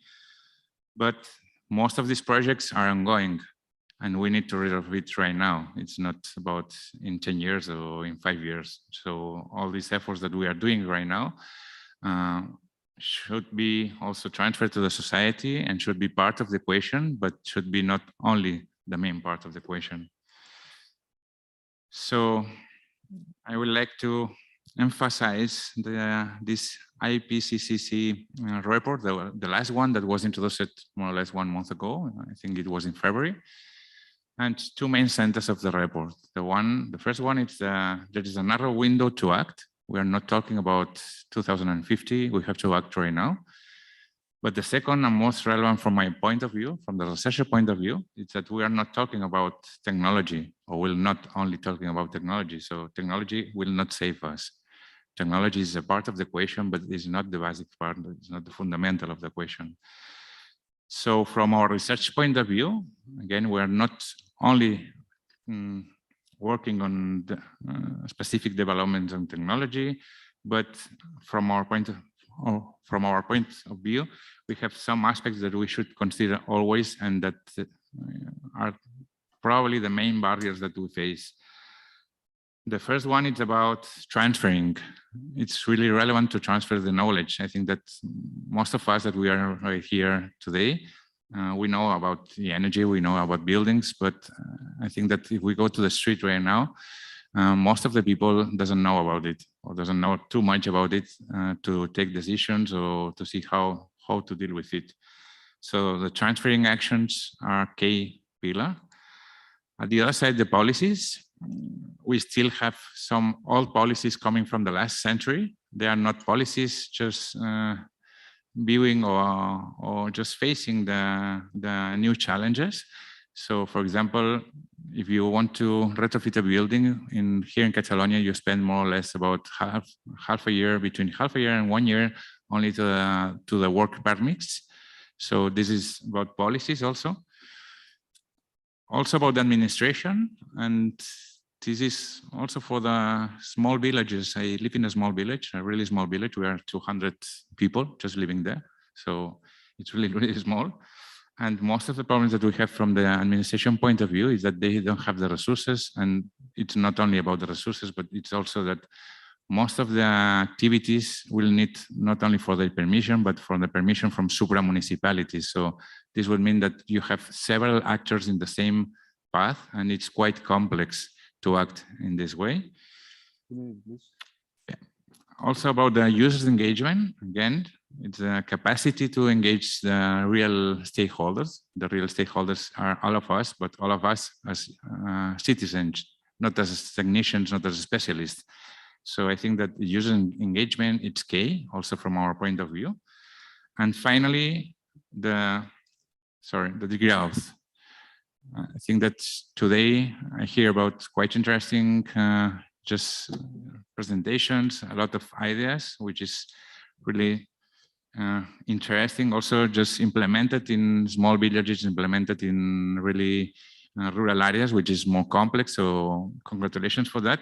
But I didn't hear during all the session about the growth, which is in our view also one of the key aspects that we should not only consider, but we should start talking about it.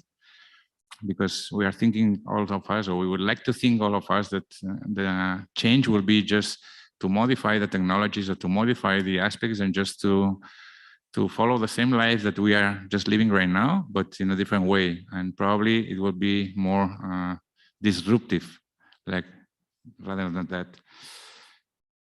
Just to finalize this last slide in which I just introduced a couple of projects that we are just involved with right now.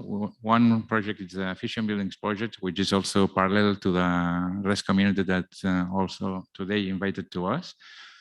This efficient building, it's also from the same program, Interreg MED program, and we try to do the same. We try to just transfer and capitalize knowledge. So for sure that if any one of you would like to have a look on it, just go to the path or go to the website and see, because we are plenty of tools, plenty of examples, plenty of methodologies to be transferred. Also, this other project that we started more or less 4 months ago, which is called CCAP for SDG. And more or less we face the same problem. We just try to promote and to support and to transfer and capitalize some knowledge to allow to the localities, mostly small to medium localities, to implement their CCAPs, to fine-tune their CCAPs, and to try to catch the point, the current point of the situation. And that's all. Thanks. Thank you, Jordi.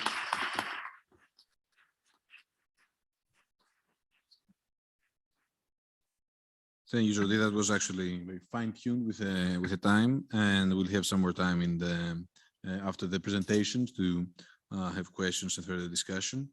I would like to give the floor to Nuri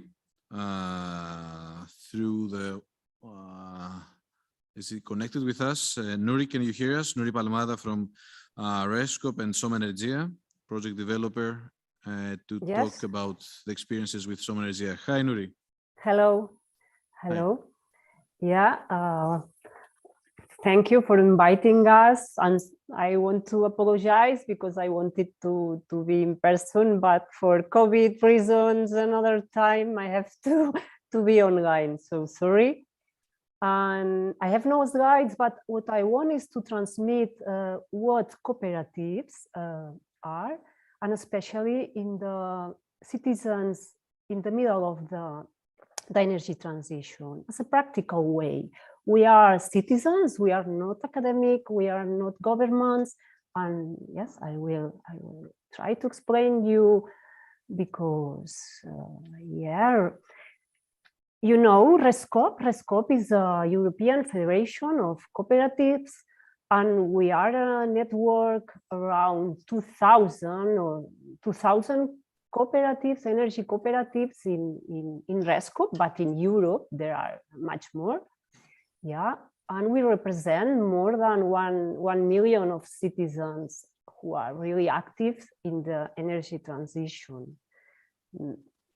Yeah, and to understand what is a Rescop is it's a business model where citizens jointly own. This is very important. They own, and they have the democratic control of the enterprise. It's an enterprise that works on renewable energy or energy efficiency. And we can also refer to Rescops as citizens or renewable energy communities. So now, those days, we are all talking about community energy, and this concept, in fact, comes from the Rescop model. So I think it's very important to understand, first of all, why a cooperative, why we are cooperatives. It's important to know that all the Rescop, we outline the ECA principles, the 7 ECA principles. It's the International Cooperative Alliance. And yes, the first one, it's voluntary and open membership. Yes, we are enterprise, but we are open and voluntary to enter. No? Another point, very important, is the democratic member control. Always is 1 member, 1 vote. And this is independent on how many voluntary capital 1 member brings to the cooperative. Normally, to enter, you have to put a small amount of obligatory capital. Normally, it's around, in the case of Soma Energia, for instance, it's 100 euros. And then when we do emissions, voluntary capital emissions, in order to finance the cooperative and especially the generation projects, those voluntary capital, any member brings whatever they can bring, but for the democratic member control, it's 1 member, 1 vote. This is important. Also, it's the economic participation through direct ownership. Cooperatives, what we want is to be the owners of these generation projects or this energy enterprise. Because for us, it's very important to change, in order to change the energy transition, we have to, first of all, we have to change the economic model. And we want to demonstrate that, okay, this is we are social economic enterprise also.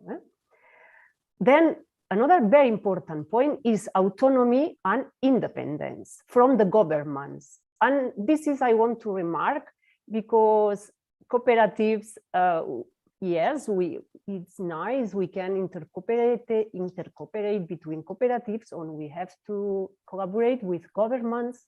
But when governments want to control or interfere or emulate those cooperatives, it's a problem because they dismantle the self-management of the citizens. So this is an important point to consider now with the community energy transition, transposition, sorry, no, the community energy transposition and this kind of, yes, legal forms that we are trying to put on the table, because it's important to understand that citizens, we have to self-manage ourselves, because in cooperative, what we want is to have the sovereignty, no, the energy sovereignty.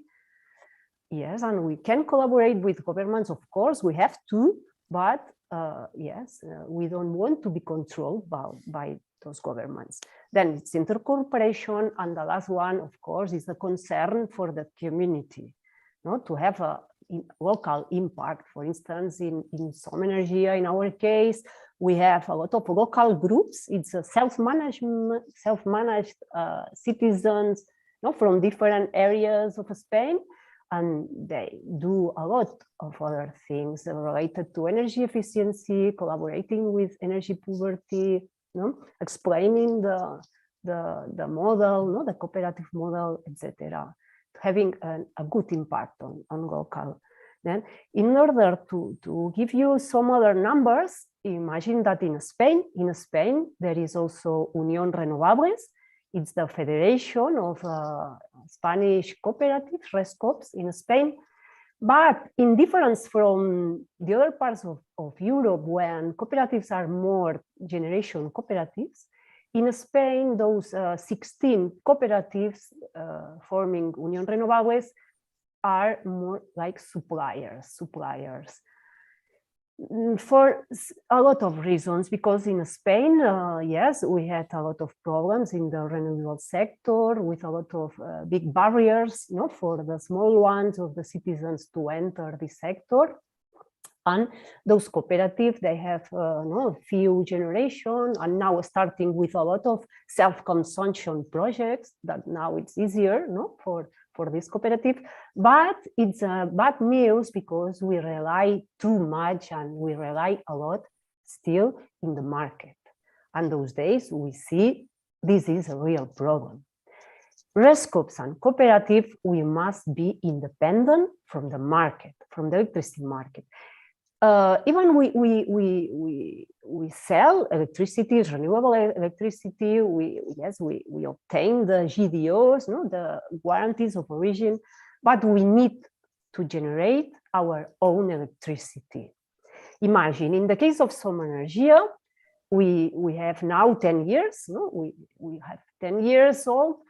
And we have 18,000 members all around Spain. 70% is in Catalonia, but we have only 5% of our own generation. This 5%, it's now it's 18 megawatts, no, different projects. We have solar roof panels, no, in the roof. We have a small hydro, we have biogas, and we have some photovoltaics ground mounted. It's 18 megawatts, and we already finance all these around 18 millions, no? All is by our members, Now, one more minute, please. Okay, now we started to collaborate with other banks like cooperative banks and FIARE, but yes, I wanted to remark the importance of the generation. And also, like in Som Energia, we have developed some examples of citizen community energy, virtual citizen community energy, like generation kilowatt hour. That is a system where we have 5,000 of our members who are directly related to some generation plants, like a virtual power plant, and they consume, no? They consume exactly as if they had, panels on their house, at the cost price. So we have to find this kind of solutions, no, yes, that the members who participate in cooperative, they have the electricity, they can invest to produce their own electricity. Like now, there is a lot of importance with the self-consumption, collective self-consumption, this, no, and community energies, etc.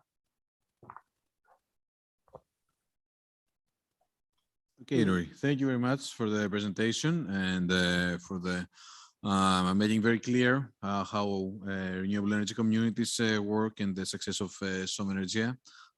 With that, I would like to give the floor to Mauricio O'Brien, Regional Development Manager of the European Crowdfunding Network. Mauricio, the floor is yours. Thanks very much. As an Irishman, I'm glad that they put me last because I will take legends. So anyway, I wanted to introduce how could we innovate through civic crowdfunding. Okay, this is the main point of our presentation. Who we are.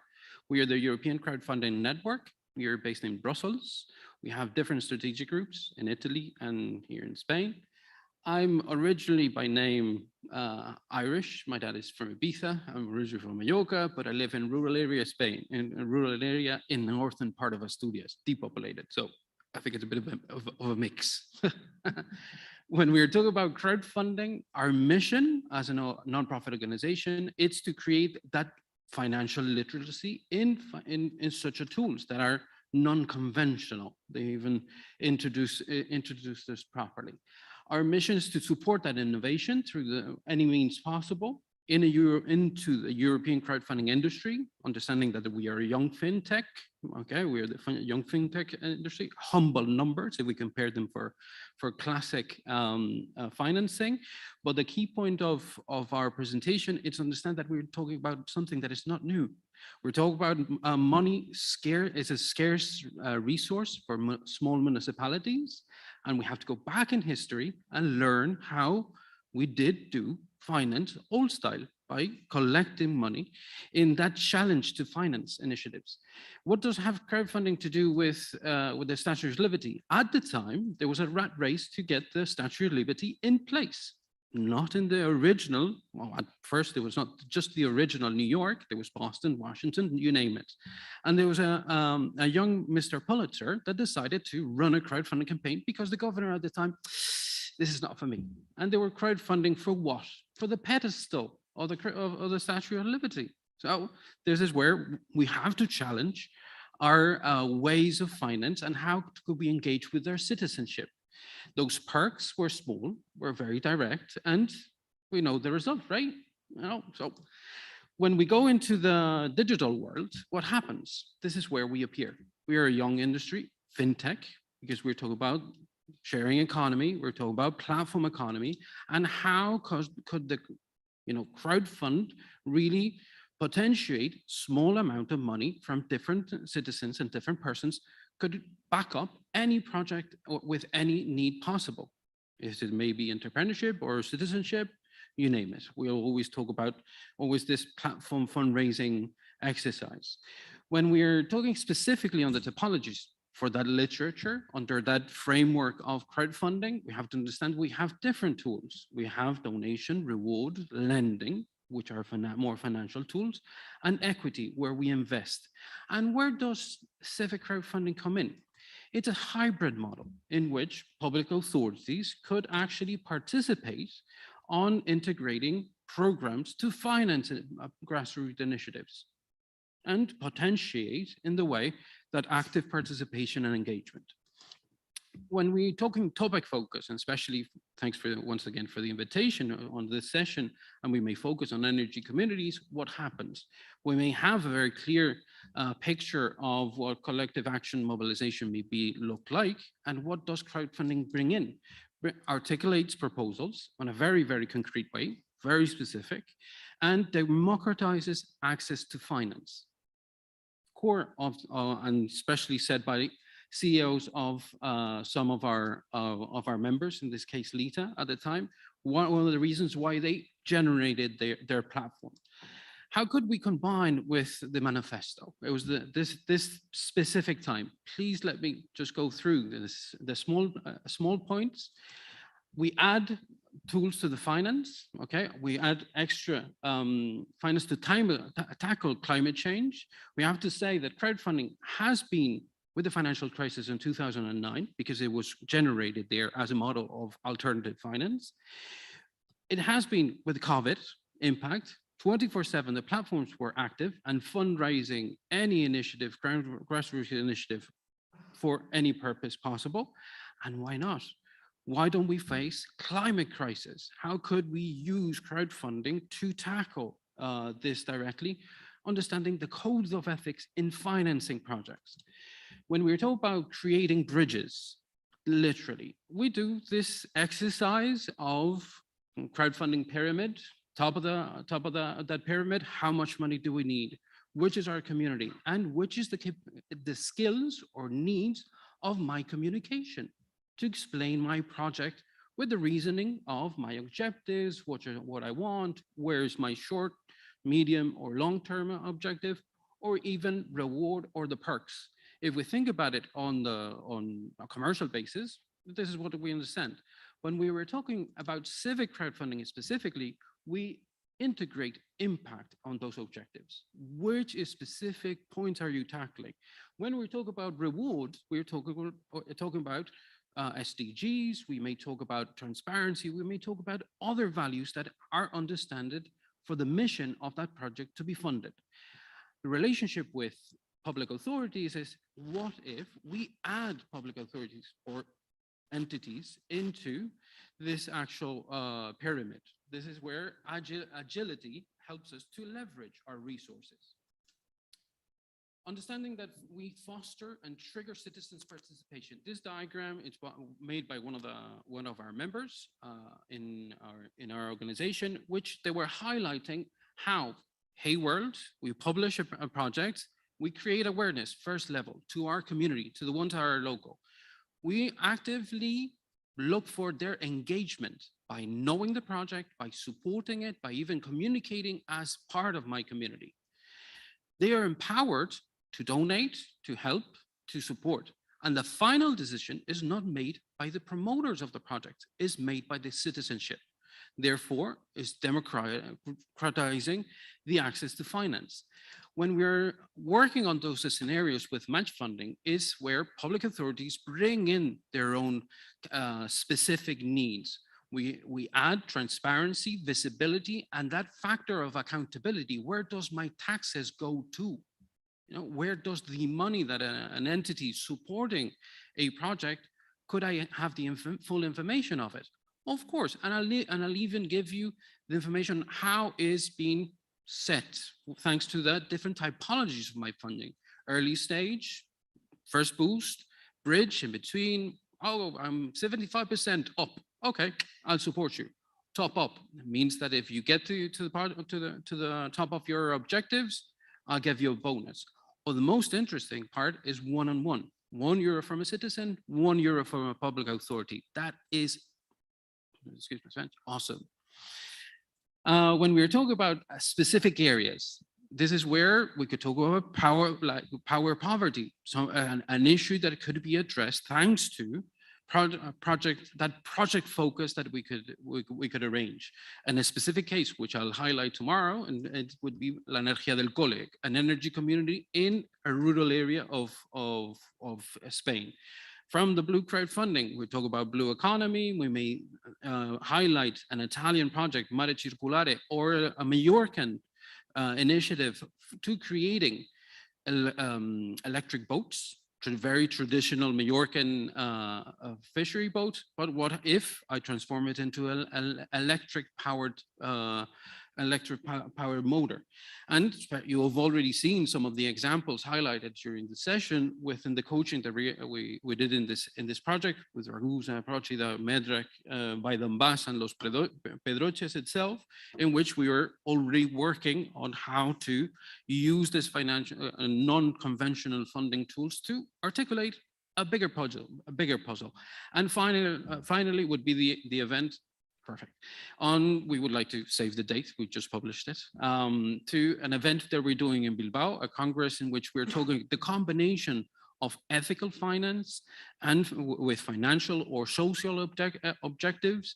And it's the core topic of this event that we're arranging in Bilbao middles of June. What if we transform platforms into those transversal models? Doesn't mean that we erase as crowdfunding as a young industry and we try to eliminate what's been done before. At the contrary, we try to complement what's already existing, depending on the phases, depending on the moment, or the needs of those projects to be articulated.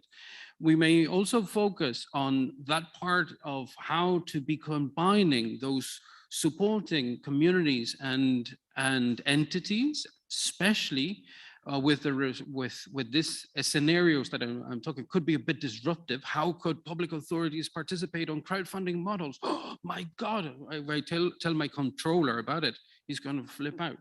We have 22 cases from eight different countries in the European Commission and a blueprint accessible if you need more information on how to build it. So be my guest.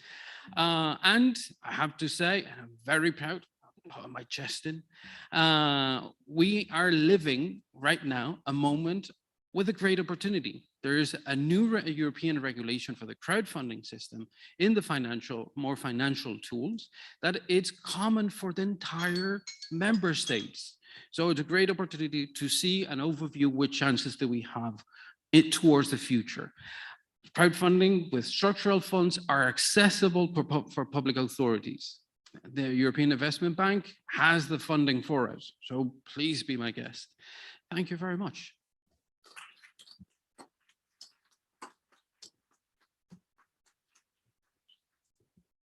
Thank you, Mauricio. Yeah, the truth is that crowdfunding has been there for several years, and what we probably need to do is to start thinking that it's simpler than most of the people or entities think right now.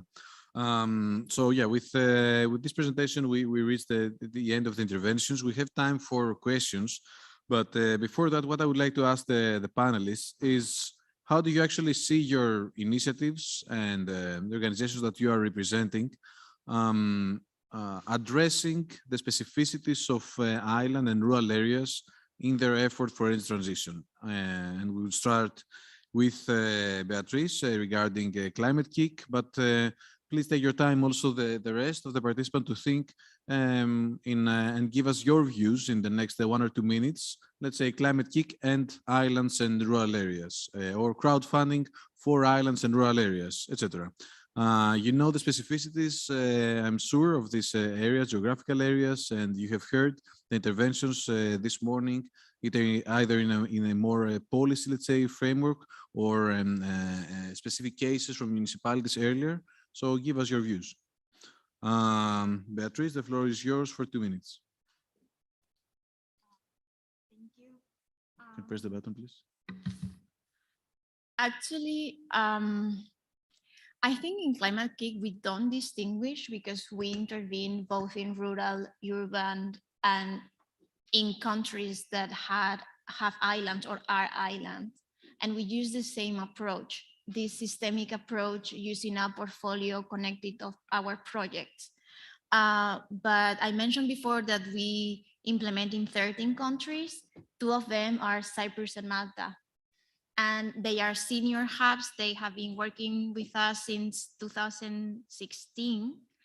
And the goal of their portfolio is to achieve a net zero island, which is not it's not easy, but the size of the territory plays in their favor, because we're talking about no more than 300,000 citizens. So it's kind of like a big city in other European countries.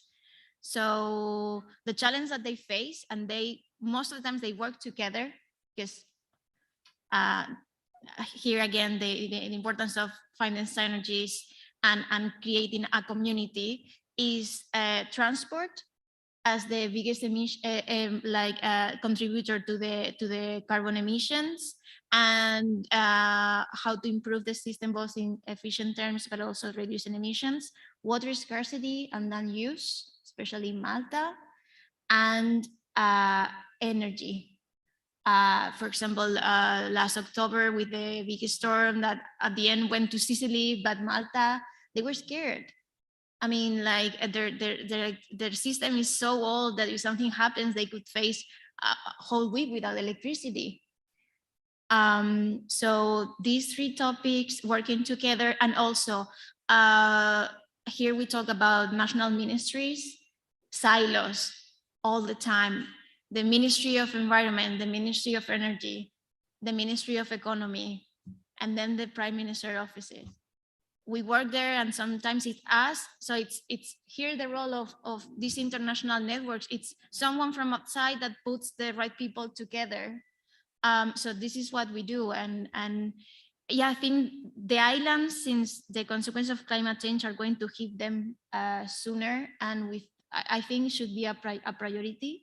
But in terms of rural and urban, in Climatic, at least in this project, we apply the same approach. And yeah, so I will not go into that.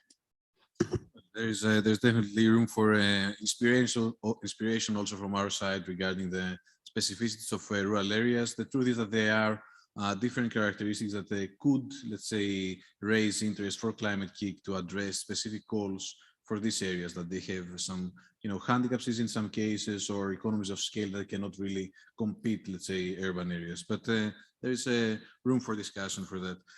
Thank you very much, Beatrice. Jordi, from your side, how do you see the contribution of your organization supporting, small communities, rural communities, bundling of their activities, etc.?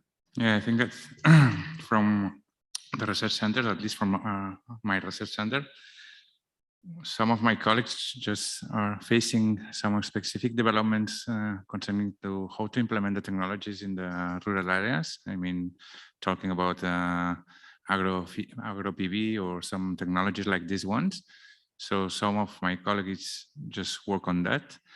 But I would say that most of that we are just facing, especially for the municipalities, small to medium municipalities, I would like to say about 50,000 inhabitants, more or less. It's more to adapt the knowledge or to offer a set of tools, a set of knowledge, a pool of knowledge that should be ready to be used for these municipalities. I mean, we supported, for example, some big municipalities like Barcelona City Council, just in implementing some specific scenarios, whatever. But the main problem is not about these big municipalities, but about the smaller or the medium-sized municipalities, because they used not to have enough knowledge. They used not to have enough resources. I'm talking about the human resources. So we have just in the last few years, just starting implementing a set of tools, a set of knowledge ready to be used for these municipalities, small municipalities, also offering like a kind of consultancy services, not consultancy because we are not a company, but at least offering them the tools and the knowledge to be used by themselves or to be used by consultancy companies that could help to them to move to a more efficient scenario. Excellent. That was something that I want also to highlight from your previous intervention regarding the knowledge transfer potential, and that in many cases having consistent support to islands and rural areas that they lack very often human resources. It is very significant, and even designing programs, capacity building programs, or help desks or one-stop shops, let's say, with all the digital tools that are now available, they are very important. So the rural areas, the insular areas, they know that there is some support, even if it is distant. Thank you very much, Jordi. And if Nuri is with us, can you hear us? And maybe you can give us your views on how energy cooperatives could actually, boost the activities in the island and rural areas. I'm sure that you have experience and some recommendations on that. Yeah, I think that it's a real challenge because if we look to our members, for instance, mainly they come from urban areas because people in urban areas are like more mobilized, and it's really difficult to reach some areas. In our case, for instance, we need the generation we have to create. Yes, because our members are in the urban area and we don't have enough space. No, in the urban area, of course we can make a lot of individual self-consumption and collective self-consumption, but there is not enough. And this is the same for the region, for the country, no, for Europe, for the world. No, there is not enough only with the PV roof projects to make all the energy we need. So there is a social debate, especially here in Catalonia and in Spain now. There is a very intense social debate between rural areas. There is a lot of difficulty to understand that we have to make a change, a transition, and that there will be impact, no, on the landscape. And yeah, I think it's really difficult. So we need those tools that Jordi talked. And also in Iceland, I know that there is more the NIMBY effect also. So, and also they need more autonomy and more independence from the peninsula. But yeah, what I see is that it's a big challenge now to reach the real impact, because I see in the small village, of course, they will make some community energy, but based on self-consumption, no, projects. But if we want to have a real impact, no, we have to make some distribute energy projects. So then we have a lot to work. Great, thank you, Nuri. The truth is that energy communities at the heart, let's say, of the ETU model and the principles. So we very much count, let's say, on the specific business plan, business model approach to realize projects in rural and island areas. And Mauricio. Okay, I'm going to bluff. Cyberspace doesn't understand borders, especially with crowdfunding. No, rural and islands, okay, could access and have their own way of doing. It does already communities around projects that are committed to a common goal. Therefore, the only thing is maybe digital seems that it's something that doesn't go with them. I must say that from my experience and the overview of different projects that I may highlight, just from one of the crowdfunding platforms we work with, we could defer and say, okay, general success rates, it's over 75% success rate. In some cases, analyzing rural, okay, it goes up to 85% because they're very clear on what they're expecting. The reality is black and white. What you're giving back, it's very clear to anybody to fund you. So not bad. Therefore, is not a mismatch. Second point, match funding. Is there anybody in the room that knows match funding in rural areas? I do. We go from the region with peripheral territories as the Catalan Pyrenees. We have a program that pushes and drives young social entrepreneurship, engage with social innovation in the territories. Therefore, there's a match funding program already with different small municipalities joining together to give the funds and promote that type of entrepreneurship. Second example, the Scottish Rural Development Agency for community finance. It's always been there, that community finance for a greater goal, and especially in the Anglo-Saxon culture. So they're taking it forward. to support those communities within funds. Where does the money come from? Leader funds. So we have a perfect match. But let me take you to the bridge in between two worlds with a very simple example. We have Nuria here. Nuria, a big kiss. Some Energia is a big, massive case on cooperatives. You have members, you have people that are committed to the type of energy.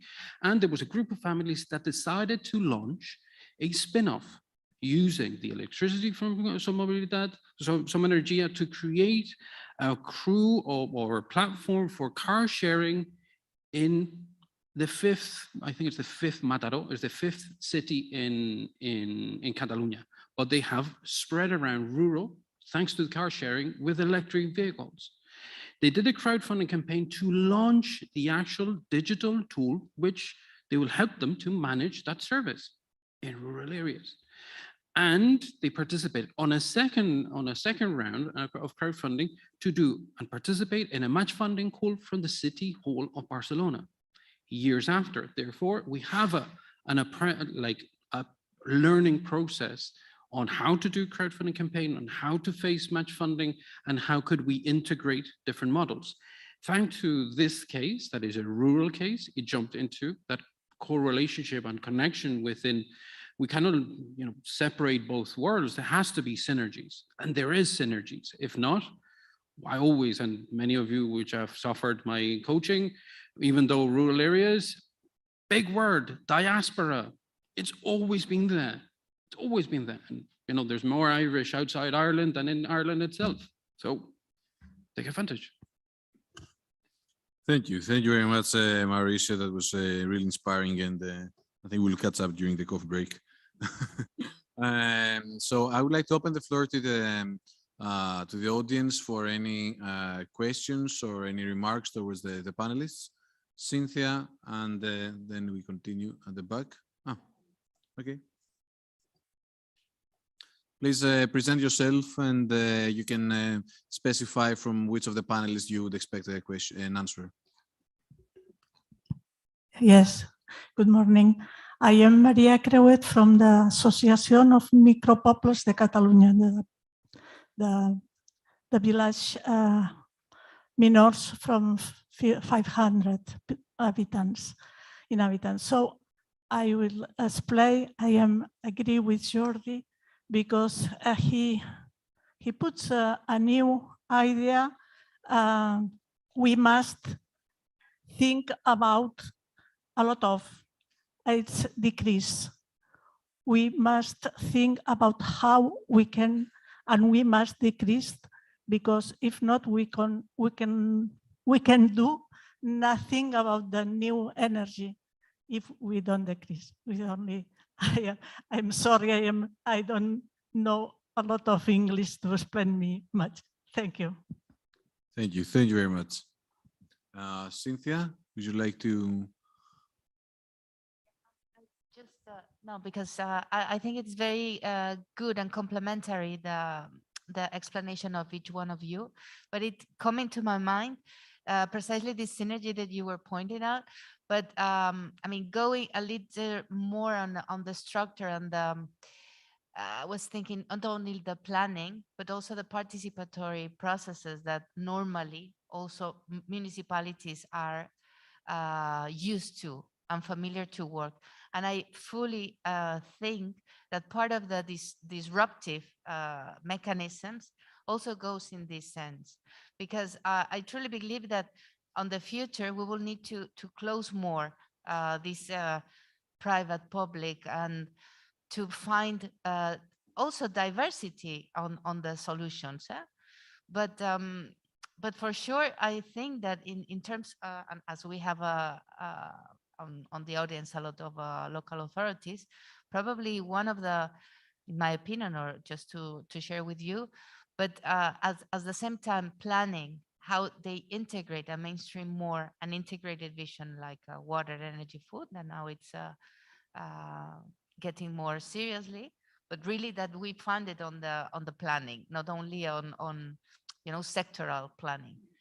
And at the same time on participatory processes, not just to make the checklist that we make the meeting but to really make this citizens knowledge engagement. No? That's it. Thank you. Thank you very much. Any questions from the audience towards the panelists? Just to comment only about Cynthia comments. Yes, I think that one of the main advantages of a small town is that we are talking about people. I mean, it doesn't matter if they are the mayor or they are the technician or they are whatever.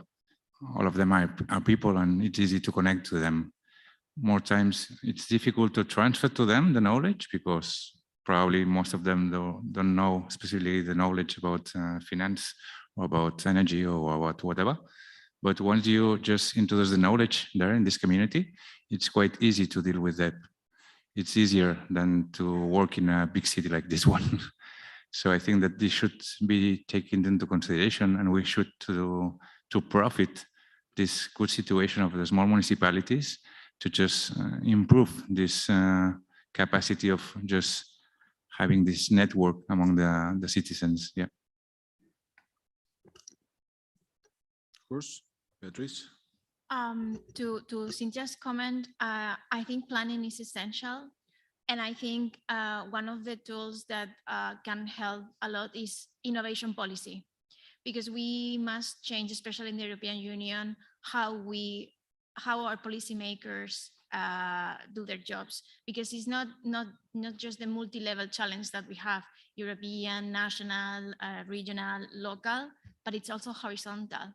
So it's like, for example, not anymore energy agencies or energy, no, it's energy, food, or water, and how you take the ecosystem and move forward all these stakeholders, and you know, so there's no trade-off, but you know, a win-win situation, and it's not easy. And actually, the question, the previous question, I really liked when you included degrowth, because I don't usually see that, and I think it's not very mainstream, because I remember it happened several times last year when I talking with governments, and I was saying, yes, climate change, and they stopped me and say, but is this economy? Is this sustainable development?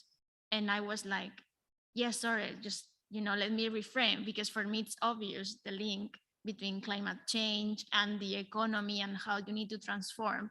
But I think nowadays the message that is coming from governments is like, climate change does not mean degrowth. It means sustainable development of our economies. And yeah, but it's yeah, I don't have the answer, but in my opinion, I think there needs to be some degrowth, especially with the energetic crisis that we have. Yeah.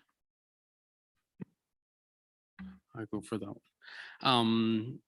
We have to face that we have great common problems, greater than what we could actually arrange or do in this session. But we need, and we have to seek for agile solutions to understand us with the different types of entity and different types of funding. We have to find those connections, see the potential, which are the weaknesses of our model. I'm fully transparent, I will tell you now, and which other funding model could solve my weakness.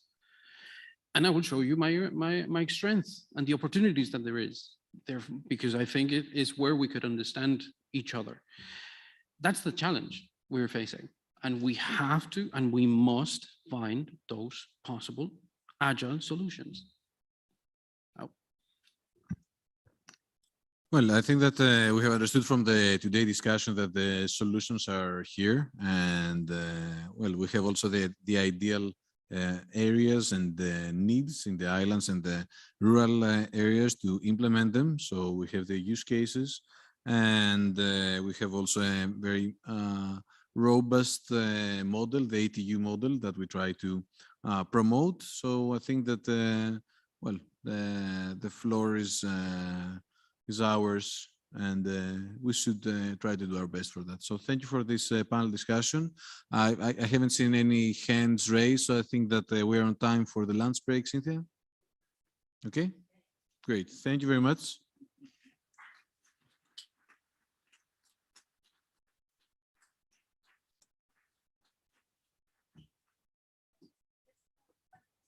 Simple. We have the lunch here. Then when to the session that you want to join, we will be breakdown in different rooms. So just take a look into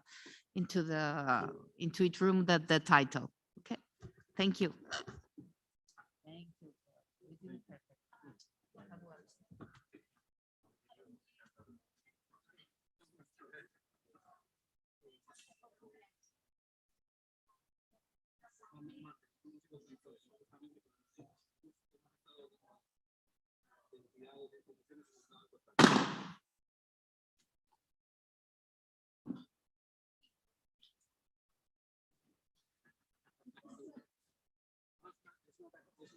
Una chapa de cromos.